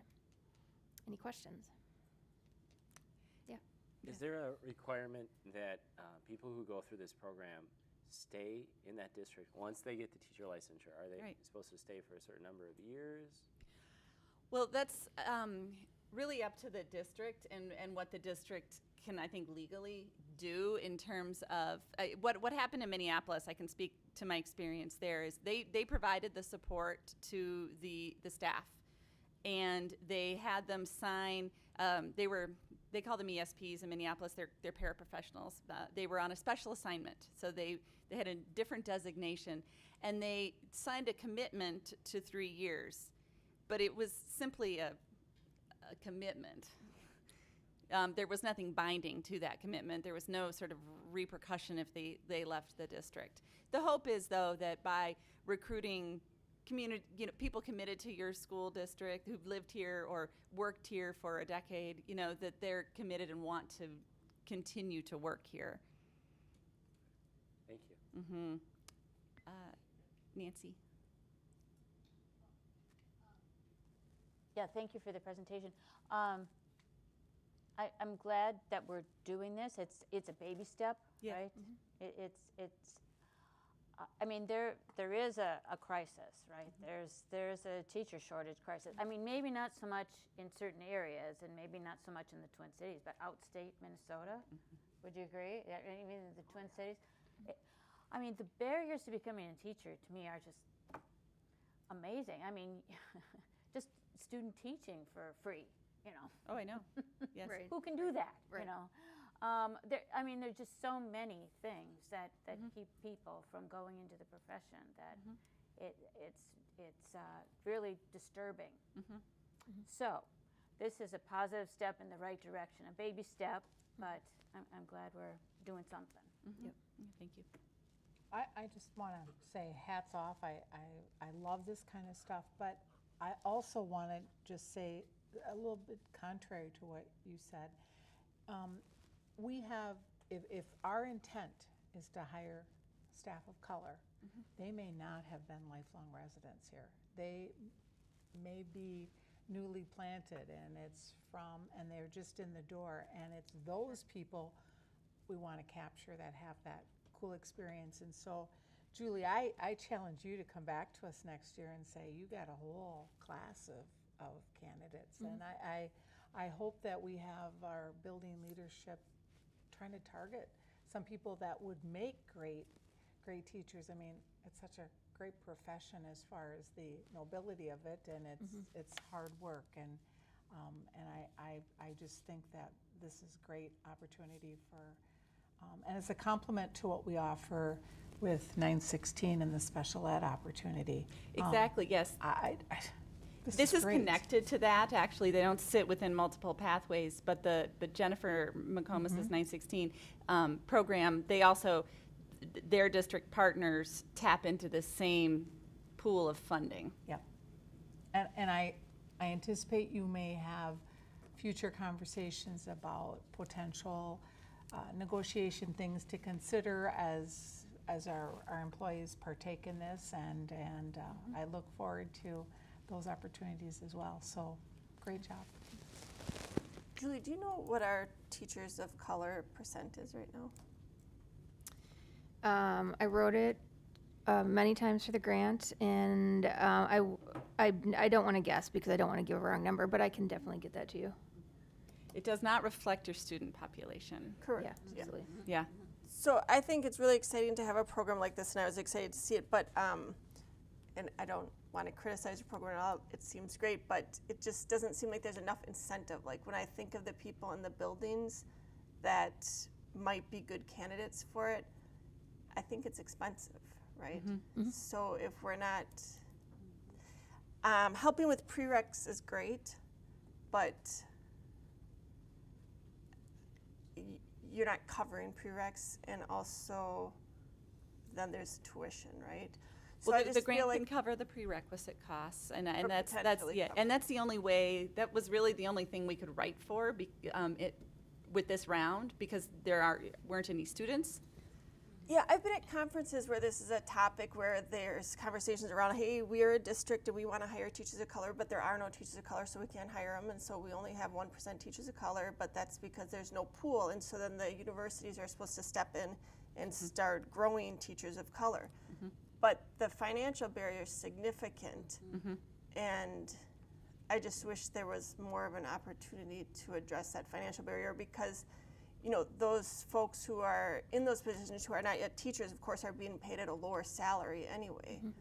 Right. So Right. If you're earning $25,000 a year, it's a lot to ask you to pay $10,000 in program fees in a grad program, which is where from my perspective, it's where all the philanthropy can come in, and that's very soft, I realize. Right. Where it has to be supported in order to really move the needle. We have to support people in going through the program. Yeah, and I think, is this our second year with? This is really our first year. Our We first. started very end of May Yeah. with our first information session. So do we have a goal number, like we hope that 622 folks will enroll, or we hope 10 will, or? I think we're really looking initially at 1 to 3, and that's based on what other districts participating in the program have been able to enroll of similar size. Right. So I think that's kind of a realistic number. In the future, as we increase our grant funding and we get more monetary opportunities for people, we certainly hope those numbers increase. Yeah, so I guess just kind of in summary, I think we need more teachers of color, and we need to stop saying we don't have a pool of teachers of color, so we need more programs like this, but the financial piece is just a barrier. Yep, absolutely. Yes. So I think that it's really good that we look at alternative ways of finding teachers, and I think that it's really commendable that we try and find people who already work in the district and have a motivation to continue to give of themselves to the district and to the students here. Finding teachers of color, or even finding white teachers, but finding teachers of color also requires that we find ways to support them after they become teachers. And one of the problems is it's fine to find those high school kids that want to become teachers, or those people that you're looking for that are adult learners, and we want to encourage them to continue to become teachers. But we also have to find ways to support them after they become teachers. The idea that a teacher spends a great deal of their take-home money providing materials and supplies for their classroom, that they take their work home with them every night. We have a high absentee rate because teachers have a hard time doing their work every day. I mean, as a public, as a community, we expect a great deal out of our teachers. And we place the lives of our children in front of them, in their hands, literally, every single day. So I think that part of this ongoing thing might be an opportunity for working with those individuals who are already teachers, whether it's through an association or their union or some other resource, to find ways to support those people, to give them an idea that they will be supported not only by you through the process, but by us once they become teachers in the district. And that's definitely something we work with. Our professional development is around that. Our work with our principals and building is, and we do recognize that supporting teachers is a really key piece too. That retention piece is huge, because we can recruit all day long, but if we can't retain them, then our recruitment efforts are for nothing. So, yeah. If an employee did not go through your program and they wanted to pursue their master's in education and get a licensure like on the side part-time, how long would that take compared to going through this program? Would it be 3 years instead of 2? Well, I think it might be, let's say, and if they're retaining their employment and they're okay. So I think Augsburg, Concordia, Hamlin all have working professional initial licensure programs. The University of Minnesota's post-bac program is not that. This one is very unique at the U. 2 to 3 years, I think. Metro State, they have one as well.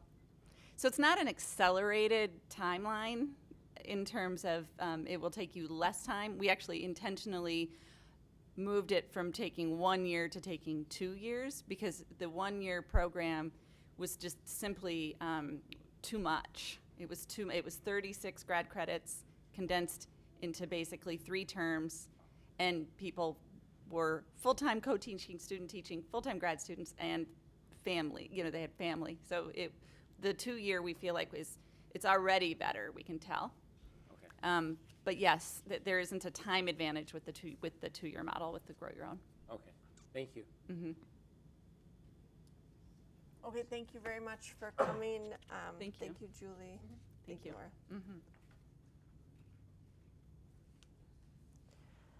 Okay, next we have the Teaching and Learning Site Improvement Plans. Dan Cahill. Thank you for reading that. It's my pleasure.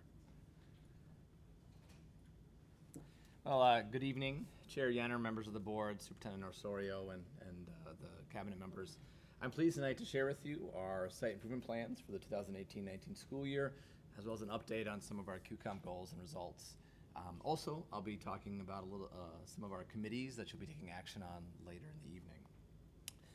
So our site improvement plans, which I believe you have access to through your packet, they consist of 3 different documents. The first one, the goals document, first identifies outcomes for students. So these are what our sites hope to have students achieve and demonstrate in behavior by the end of the school year. And then sites identify what they're going to do differently to achieve those student outcome goals. So the changes in adult practice, what they hope their adults will know and be able to do, and how they'll approach their work differently throughout the course of the year. Also linked to that document is a calendar of events during the year that'll support the implementation of those changes in adult practice. So the learning opportunities, the actions taken, and when those important events will happen. Some sites plan the entire year by now. Some sites plan maybe 1 trimester, and then they're planning to come back and reevaluate and continue that during the year. Also linked to those plans are the rationales, which is the outline of how each site's thinking went into writing of those plans. And I'll have a little bit more to say about the rationale in a few minutes. But the process of writing those plans really begins last spring. And right around the time that we're doing the state testing, sites either formally or informally start thinking about what's gone well about this school year and what maybe are the things they want to move into the next year about changes they're going to make. As the spring goes on and moves into summer, they consult their different parent groups and get input from a variety of data sources that go beyond state tests that include local assessments as well as student survey data and parent survey data. And then over the summer, site teams collaborate on the writing of the plan, the identifying and setting of goals, and the choosing of the critical changes they'll do as adults to bring about improvement. That happens different ways in different places, but it's all anchored by our site improvement retreat, which this year was August 7th at North High School. And then Welcome Back Week, the week before students arrive, is when those plans are rolled out and shared with staff, and the work begins in earnest on that implementation. You may have noticed one improvement in the rationale this year. We asked our sites to frame their writing in that rationale around the question, what problem are we trying to solve? And the thinking behind that is that there is any number of research-supported, high-quality things that sites could be implementing, but it's important for us to know that there's only so many things we can do in a given year, and to be really critical about choosing the innovations that will have the highest impact for the situation at any particular site. And so we think about problems as being a discrepancy between the way our schools are now and the results we'd want to see from our students. And then trying to get and understand what's the root cause of that discrepancy. Why is it that our sites aren't performing the way they want to? And then make sure that we're choosing innovations, we're choosing changes that are getting at that root cause. It's pushing us to be more careful and more thoughtful about how we write these plans, and I'm hoping that you see some evidence of that in the rationale that our different sites have written. So that's a little overview of our site improvement plans, and one of the goals for student outcomes is our QComp goal. And part of our QComp program is that each year I share with you the results of the QComp goals from the prior year and then talk a little bit about our upcoming goals. Our goals from last year, among our 17 sites, 2 of our sites made our goals, and that was Richardson and Oakdale. Thank you. 10 other sites showed growth, and I think it's worth noting that in general our sites set very ambitious QComp site-wide goals, and so even though not all sites make those goals, that doesn't mean they aren't making significant improvements. And so I thought I'd highlight a couple good examples. One is Eagle Point, which set a goal around cutting the gap in reading achievement between their white students and their Asian students, and they were able to cut that gap by 1/3 over the course of the year, but not as much of a gap cutting as they had hoped for, so they didn't make the goal. And Webster, for example, was Eagle Point cut their gap by 1/2. Webster, another elementary school, set a goal around cutting their gap between their white students and their Black and African American students, and their Hispanic and Latino students in their reading proficiency, and they were able to cut that gap by 1/3, but again, not the sufficient gap closure that they set the goal around. So even though our sites aren't necessarily making these QComp goals, they are in many cases making significant progress towards those goals. Looking at our goals for this year, again, they're ambitious. Most sites have at least a 5 percentage points of proficiency goal. Some are more than that. You may have noticed as you're comparing the site improvement plan and the QComp goals side by side, the wording is a little bit different. The wording on the QComp goals is what MDE wants when we send those goals into MDE for their approval, and so there are some slight changes there because of that. I also want to note that our elementaries are updating a new version of their math curriculum, and so most of our elementary sites set their goals around math this year, which is a change. Often they've been around reading. That's been our professional development. Most times sites try to align all their work and their improvement and their goals together. So that's a little bit about our QComp goals for this year. And then just briefly, I'm going to talk about 3 different of our committees that oversee and support the work of the site improvement planning and the goal writing, and that's our Advisory Staff Development Committee, your Site Professional Learning Teams, and our District 622 Advisory Committee. And again, you'll be taking action on these committees later on in the evening. Our Advisory Staff Development Committee, or ASDC, is a policy-created group. It's a required group we have by law. And the membership consists of a majority of teachers from all levels, as well as administrators and non-teaching staff. Their role is to plan, implement, and evaluate staff development across the district. I would say that in many cases our district-wide plans are really driven by our strategic plan, and so their work is more supporting that implementation, and a lot of the time we spend is supporting site teams with implementation. So those plans I was referring to earlier will meet a few times during the year, and that'll be a space for site leadership to review their progress, the things they've done in that calendar, and then have an opportunity to reflect and make changes in midstream to try to keep themselves on track by the end of the year. So that's Advisory Staff Development Committee. And again, the membership of these committees, I believe, is in your packet for your review. In addition, we have site professional development teams. These vary slightly from site to site, but principals and supervisors assemble teams of teacher leaders, and in some cases some non-teachers as well. And their role is to help write that plan, and then as the year goes on, they implement that plan, either by leading meetings or leading professional development or tracking the implementation of different innovations, and they help evaluate at the end of the year and then use that information to inform next year. So that's our 2 committees. The last one is our District 622 Advisory Committee. This committee consists of school board members, administrators, teachers, students, parents, and community member representation. And their role is to offer advice and advisory to district administrators and the school board on our curriculum, our instruction, how we assess, and our implementation of our rules-based workforce plan. So that's our site improvement plans and our committees. I'll stop there and take any questions. Dan, you knew I was going to have a couple for you. I really wanted to talk, I wanted to thank you. I thought the format was excellent. You gave us everything, and it was real easy to see they were linked. I love that. I know it's a lot of work, but I do look at it, and I thank you for that. I really thought, when I looked at Carver, I just wanted to point out one goal that I thought was unique, and I really liked it. And it didn't have anything to do with achievement with regards to a % increase, but it was the one around culture, climate, and behavior of Carver students will improve.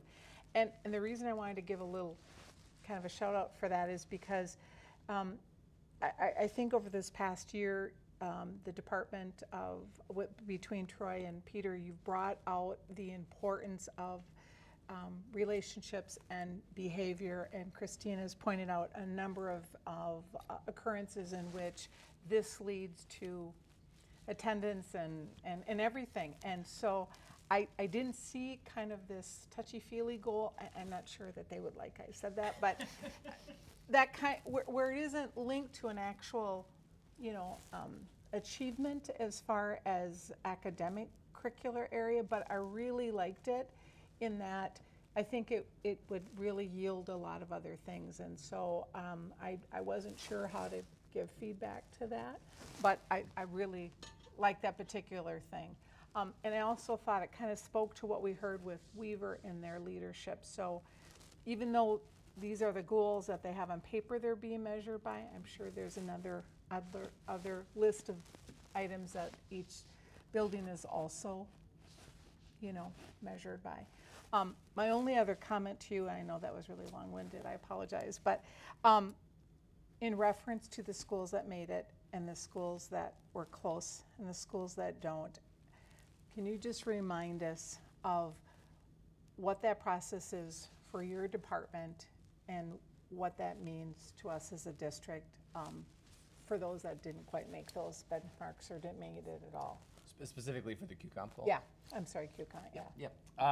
Yep. So the way QComp legislation works, there are 3 different things that performance pay is attached to for teachers. And so they range along a continuum from being very close to teacher practice to being a bit of a bigger picture sort of goal.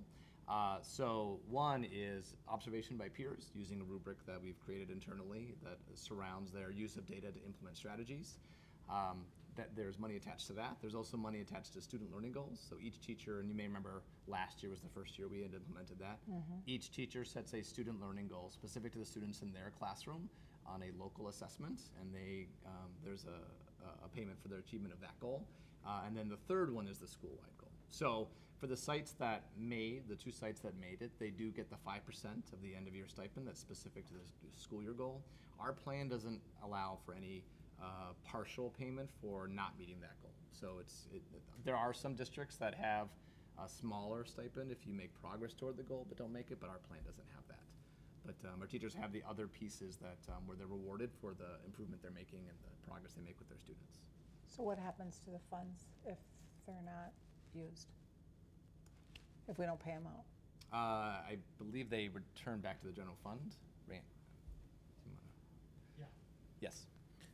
Well, I'll just note that in recent years, the QComp levy has not fully funded the activities that we engage in around that. So there has been a cross subsidy. I don't know if that's the right phrase. And so we haven't been in a situation where we've paid out less money than what we've gotten from QComp. Okay. Thank you, Dan.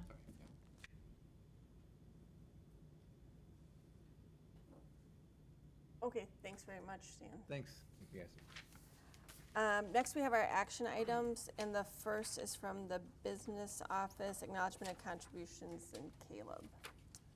All right.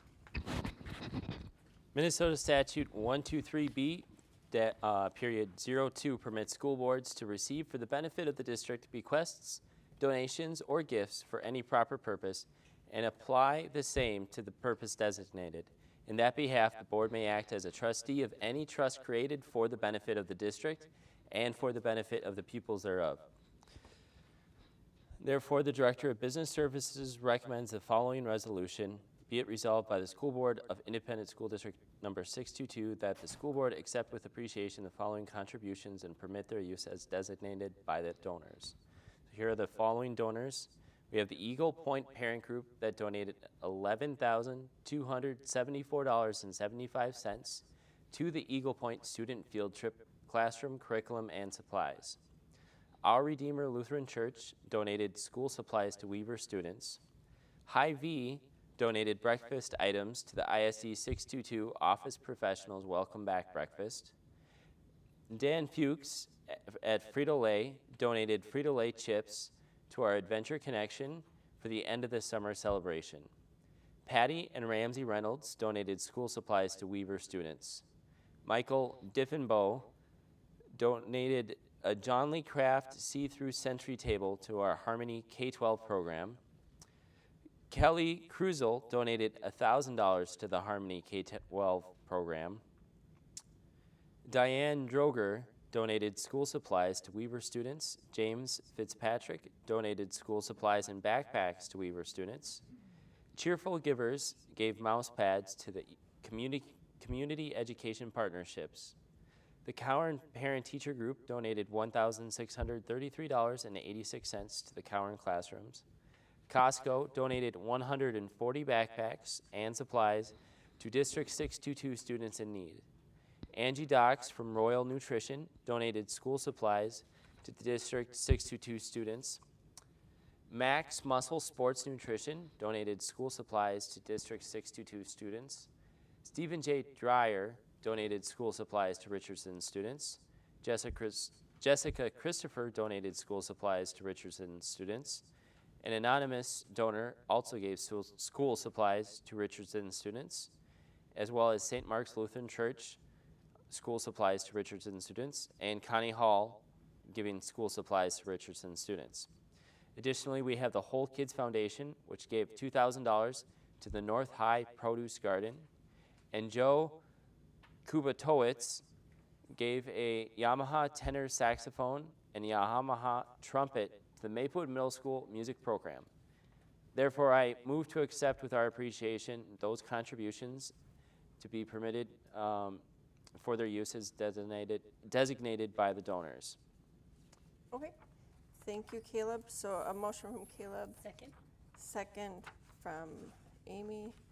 All in favor say aye. Aye. Unopposed.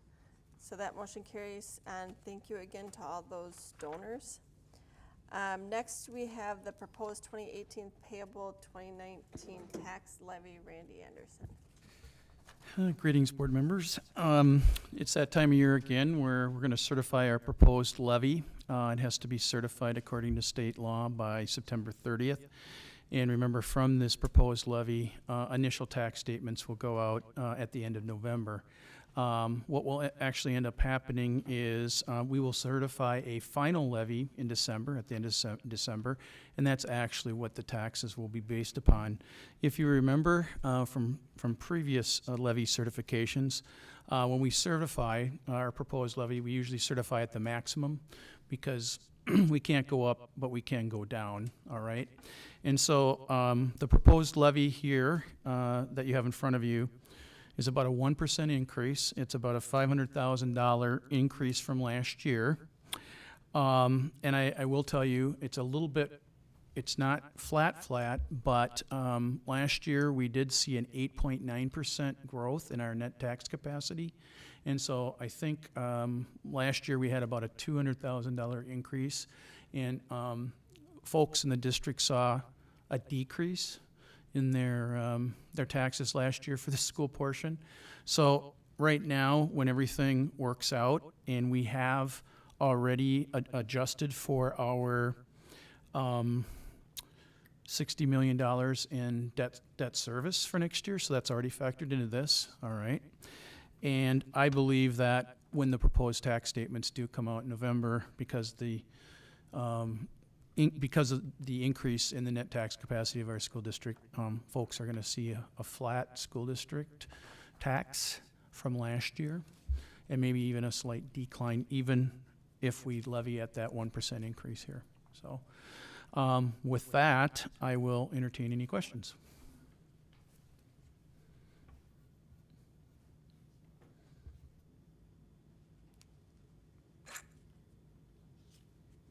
Well, Randy, we're in pretty good shape, and people may be wondering why we're in better shape than other districts. There was a big story in the paper today about other districts having to cut and cut and cut, and that we're not in that situation. So, in a nutshell, what would you say? Right now, this past year was the first year of our operating referendum. The voters, the stakeholders of the district were graciously approved a $630 increase in our operating referendum. And so you're going to see, the projection is we had that. Those dollars came in. It was about $7.5 million of additional funds last year. So remember, we're going to build fund balance. And so we will use some of those dollars and the state aid increases to offset any expenditure increases for this year. If I could just add, just to echo what Randy just said, if it were not for our voters and our residents in 2016 passing that, and like he said, this was the first year we actually received the money, is 1 year, we would be cutting deeply. And so we're so grateful for that. Since we passed that referendum, we haven't had to lay off a single teacher for budgetary reasons. And we were pretty deep in issues before that. So it really is a big deal. And part of what we're trying to do too, we put out a postcard to everybody, and we did it last year, we'll do it again this year, how our levy dollars are at work, to remind our community members exactly why we're so grateful for their support, because it really, we're feeling the benefit of that every single day right now. So it's really important that we keep that front and center. So yes, it's a great, it's a great feeling. I think that, along with the 2% increase that we did get from the state, with just really good financial projections and planning, have kind of set us up to where we're at. And then I just give kudos to the rest of the staff in the district, cabinet included, you folks as well. And you. Well, we've made good decisions over the last few years. So. Okay, thanks. Okay, thank you, Randy. I'm going to read the resolutions. Certification of proposed tax levy. Adoption of the proposed 2018 payable 2019 property tax levy. Is my microphone on? No. Is it on now? No. How about now? Okay. Be it resolved by the School Board of Independent School District number 622 that the proposed 2018 payable 2019 property tax levy be adopted for the maximum amount, and that the school board clerk is authorized to sign the form necessary to certify the proposed levy to the county auditors and to the Department of Education. I need a motion in a second. Second. Moved by OJ, second by Anderson. All in favor say aye. Aye. And all opposed say nay. Okay, and that motion carries. Thanks again, Randy. Next we have teaching and learning, the committee membership that we Yes, this is in reference to the committees that Dan Cahill reported on, our District Advisory Staff Development Committee, the Site Professional Development Teams, as well as District Advisory. These committees all meet our school board policy, as well as any bylaws that may be in place. And we're looking for your approval of the resolution. Great, thank you. So 2018-2019 committee membership, advisory staff development committee, site professional development team membership, and District 622 advisory committee. Be resolved by the School Board of Independent School District 622 that the membership for advisory staff development committee, the site professional development team, and the District 622 advisory committee be approved. So, Teresa, go ahead. Peter, should you have a parent, because the other ones use staff, but if you have somebody who wants to be, by accepting the list today, is that the be-all end-all? Would you just speak to that? We, the membership of the committee has varied slightly over the years during the school year, as we have parents who are no longer able to be a part of the committee. We've had folks who move out of the district, et cetera. We've been very flexible in that membership. Our desire, obviously, is to have the input and advice of parents and communities representative of our school sites and the greater community. So It's not an exclusive club. So they could come on Absolutely, after this. absolutely. Okay. So we're looking for approval for the resolution. Second. Okay, moved by Coburn, second by Anderson. All in favor say aye. Aye. And all opposed say nay. Okay, and that resolution is approved. Thank you. Next, we have superintendent with the policies. All right, Chair Yenner, members of the board, it's with great pleasure that I present to you tonight with our third and final reading of some proposed changes to our policies. This evening we'll be proposing action on rescinding, revising, and adopting a total of 44 policies. You first reviewed these documents at August 7th work session, followed by your first formal reading at the August 21st business meeting. Just to remind you, I'm not going to reread the entire list because I think that Ms. Yenner is going to actually be reading that whole list in the resolution. So rather than hearing the list twice, I'll give you the quick highlights. As a reminder, we actually have recommended 15 policies to be rescinded, and as explained in our previous readings, those are rescinded because they're either encompassed in our existing policies under different titles and or they're part of already our procedures and practices and not needed in policy. We have proposed 27 policies for revision.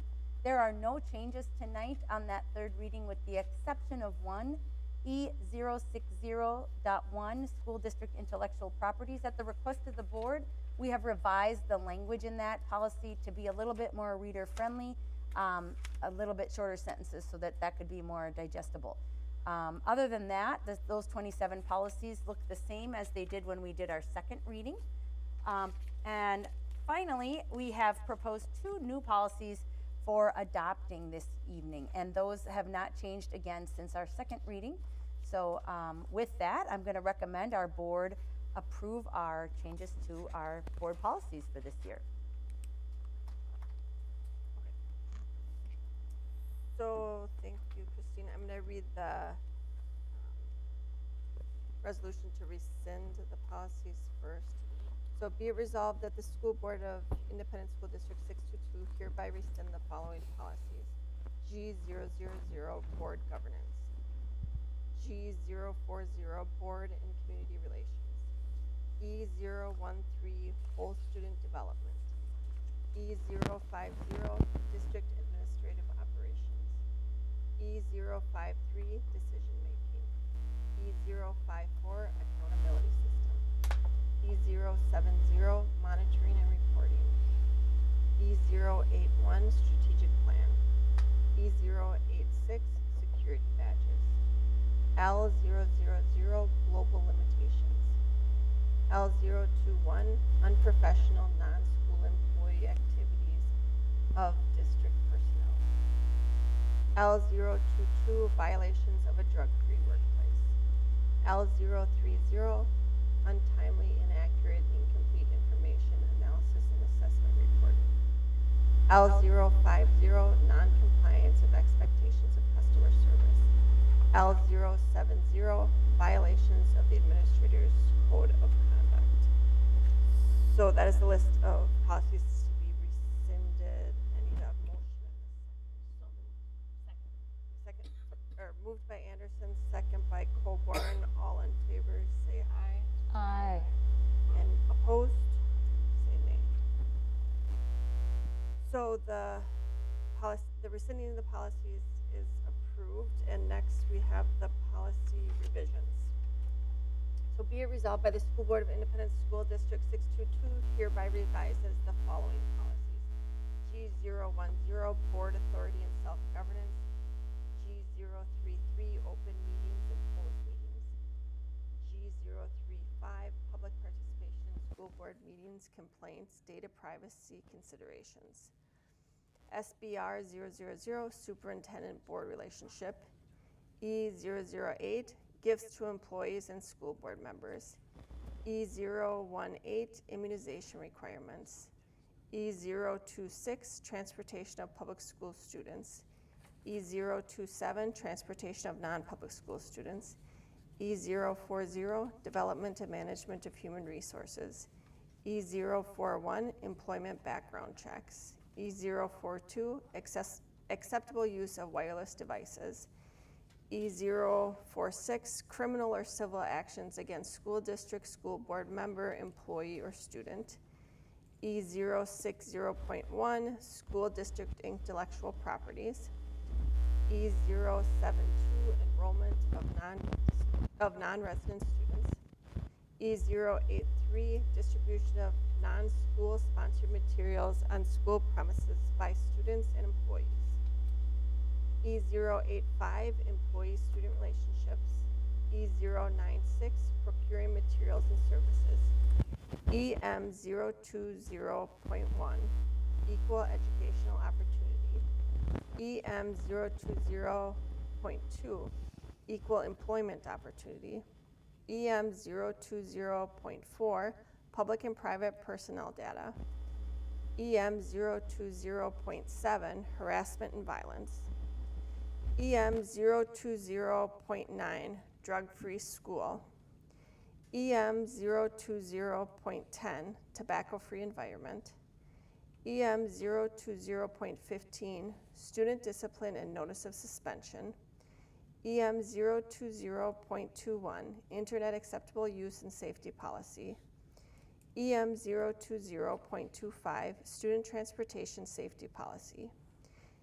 EM020.34, workload limits for certain special education teachers. So again, those are the revisions, and I need a motion for approval and a second. So moved. Moved by Livingston. Second by Ogier. All in favor say aye. Aye. And opposed say nay. Okay, so the revisions also are approved. And then the final one here is to adopt the two policies. So, be resolved that the School Board of Independent School District 622 hereby adopts policy E048, subpoena of school district employee, and policy E062, public data requests. Moved by Ogier. Second. Second by Coburn. All in favor say aye.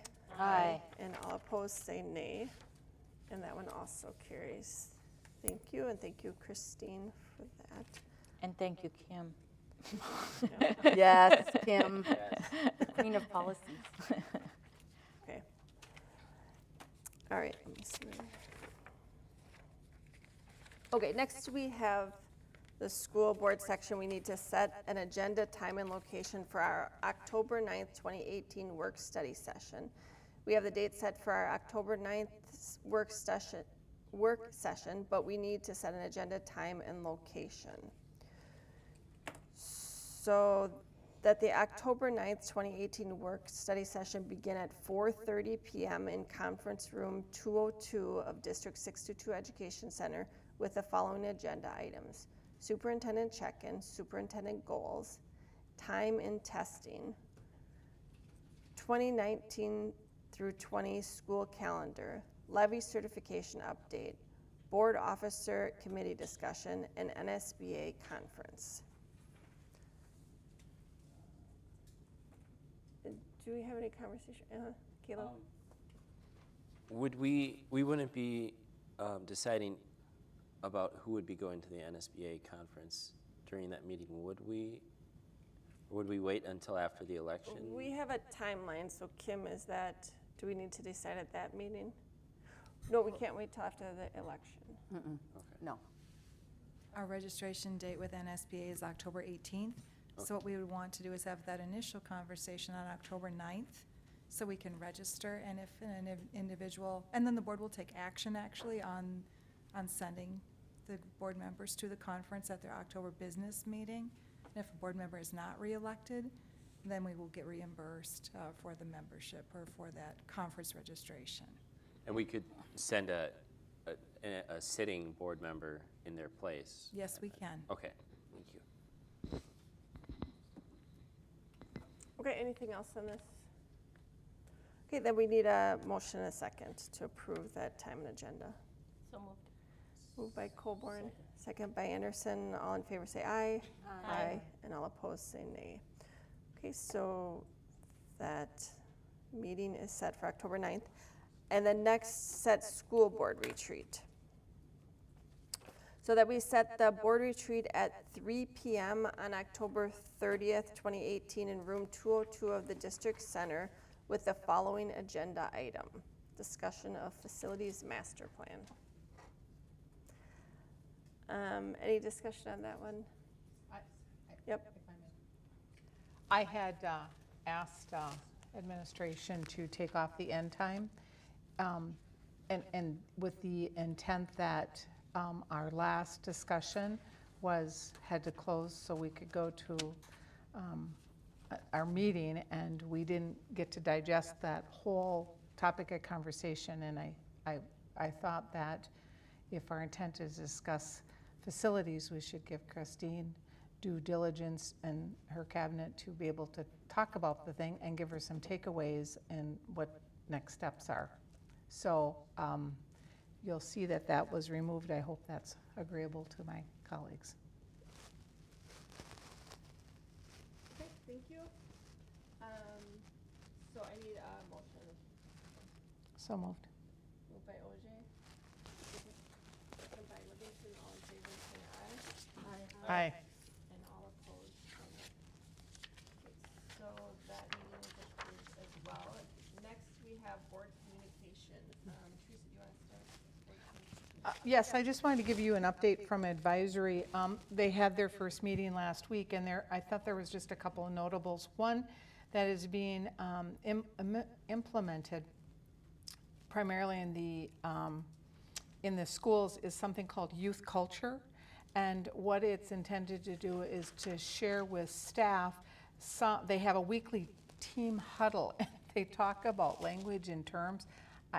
In my words, kind of to be hip with what kids are saying so they can connect with kids. And I'm doing a horrible job at what Alyssa was really dynamic in expressing. But it was really a cool way to hear how they're trying to kind of break down those barriers and just really be able to connect with kids. I thought that was a cool notable. The other thing I wanted to tell you is that while they haven't, I briefly alluded to this at our reflection session, but while they have not altered or changed the math curriculum, we are piloting something in the 6th grade, which is an extension of the math expressions that was implemented last year for the K through 5. The notable about this is there's parent letters that are sent out for each particular chapter, and they're in multiple languages. And I thought that was really cool in how something Caleb said earlier about the Hmong parent group, that this is another way to make a connection to those that might not have English as their dominant language. So I thought that was a cool notable. And then lastly, Chrislyn dazzled us with her stuff. And we have this, so I'm not going to go through this, but because I think she's going to do it anyway.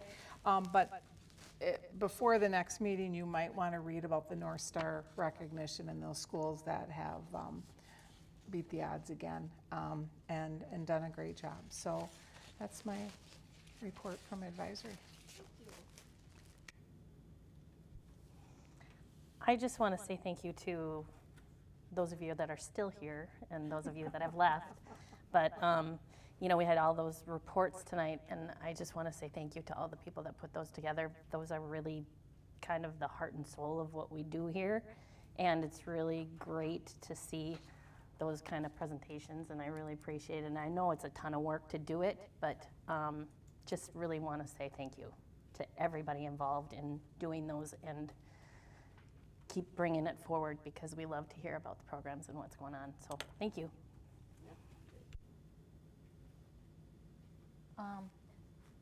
I think this is the first meeting since back to school, right? I mean, we had that great back to school rally, so thank you to everybody who was involved in that. It was really great. And Jack Stallman, the keynote speaker, was an alum of North, and he was just hilarious and got everybody all charged up. And he had all his former teachers sitting in the front row, and it was just a gas. It was really fun.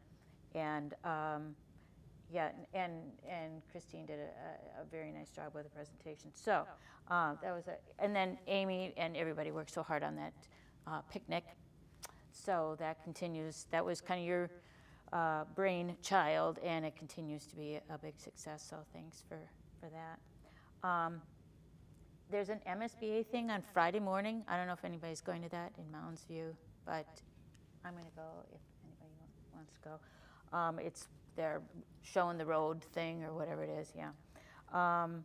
And let's see. And then relative to 916, you know, they, you know, over the years have built 3 new schools, and they're beautiful and full. Yes, very They have waiting lists, you know, so all these kiddos that are getting referred there's, you know, there's definitely a need. And a part of the problem is that there's a teacher shortage in special ed, huge teacher. I mean, they have 40, and not only teachers, but assistants, those special ed assistants, they're like 40 openings. So they're, you know, they're limited. It's starting to impact their program, you know, what they can do there. So that's something that Connie Hayes, the superintendent, and her staff is struggling with. But again, the mission of 916 is not to keep students in the 916 schools forever, but to serve them as best they can and transition them back to their home districts, and they're doing that more and more. So that's a good thing. So that's it. Thank you. Well, as a board member, I don't have a committee assignment to the Hmong Parent Group, but I was able to visit the Hmong Parent Committee a few weeks ago, and I just want to say how impressed I was with those parents and with the liaisons that put in a lot of effort and a lot of work, a lot of time and thought. The Hmong Parent Group brought up a number of concerns, a number of ideas and possible solutions to help try to bring more resources, make the resources more acceptable to our Hmong students and their parents, the families in general. And they created 4 priorities that they're going to be focusing on this school year. And those 4 priorities, I think, are each very important. And so I just want to thank all those parents involved in that, and also all the parents involved with the Hispanic Parent Group. I think both of those organizations are really valuable. And I said it before during our work study session, but if a board member, if you get a chance to visit one of those meetings, I think you'll find it really valuable. But those parents are just really, they care so much about their students, and not just the Hmong students or the Latino students, but every student in the district, and you can just tell they have that passion. So. Thank you.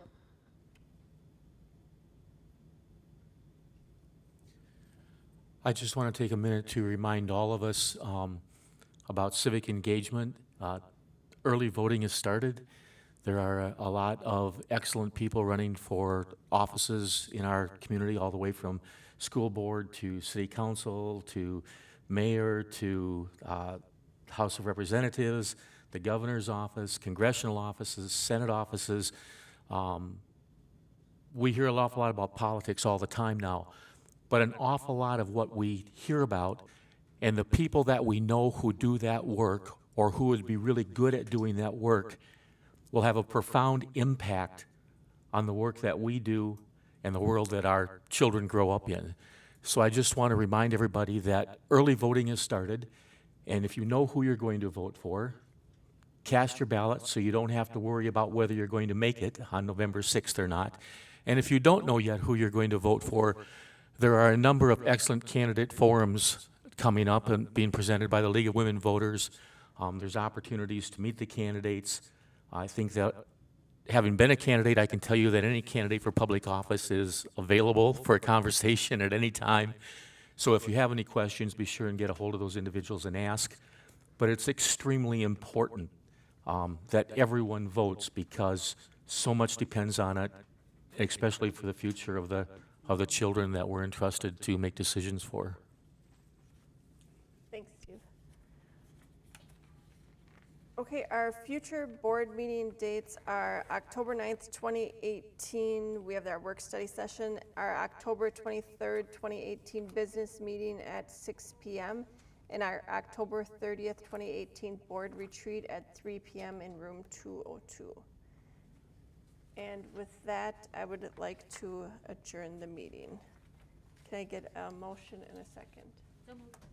Moved by Livingston, second by Anderson. The meeting is adjourned. Oh, sorry. All in favor, say aye. Aye. And opposed? Randy.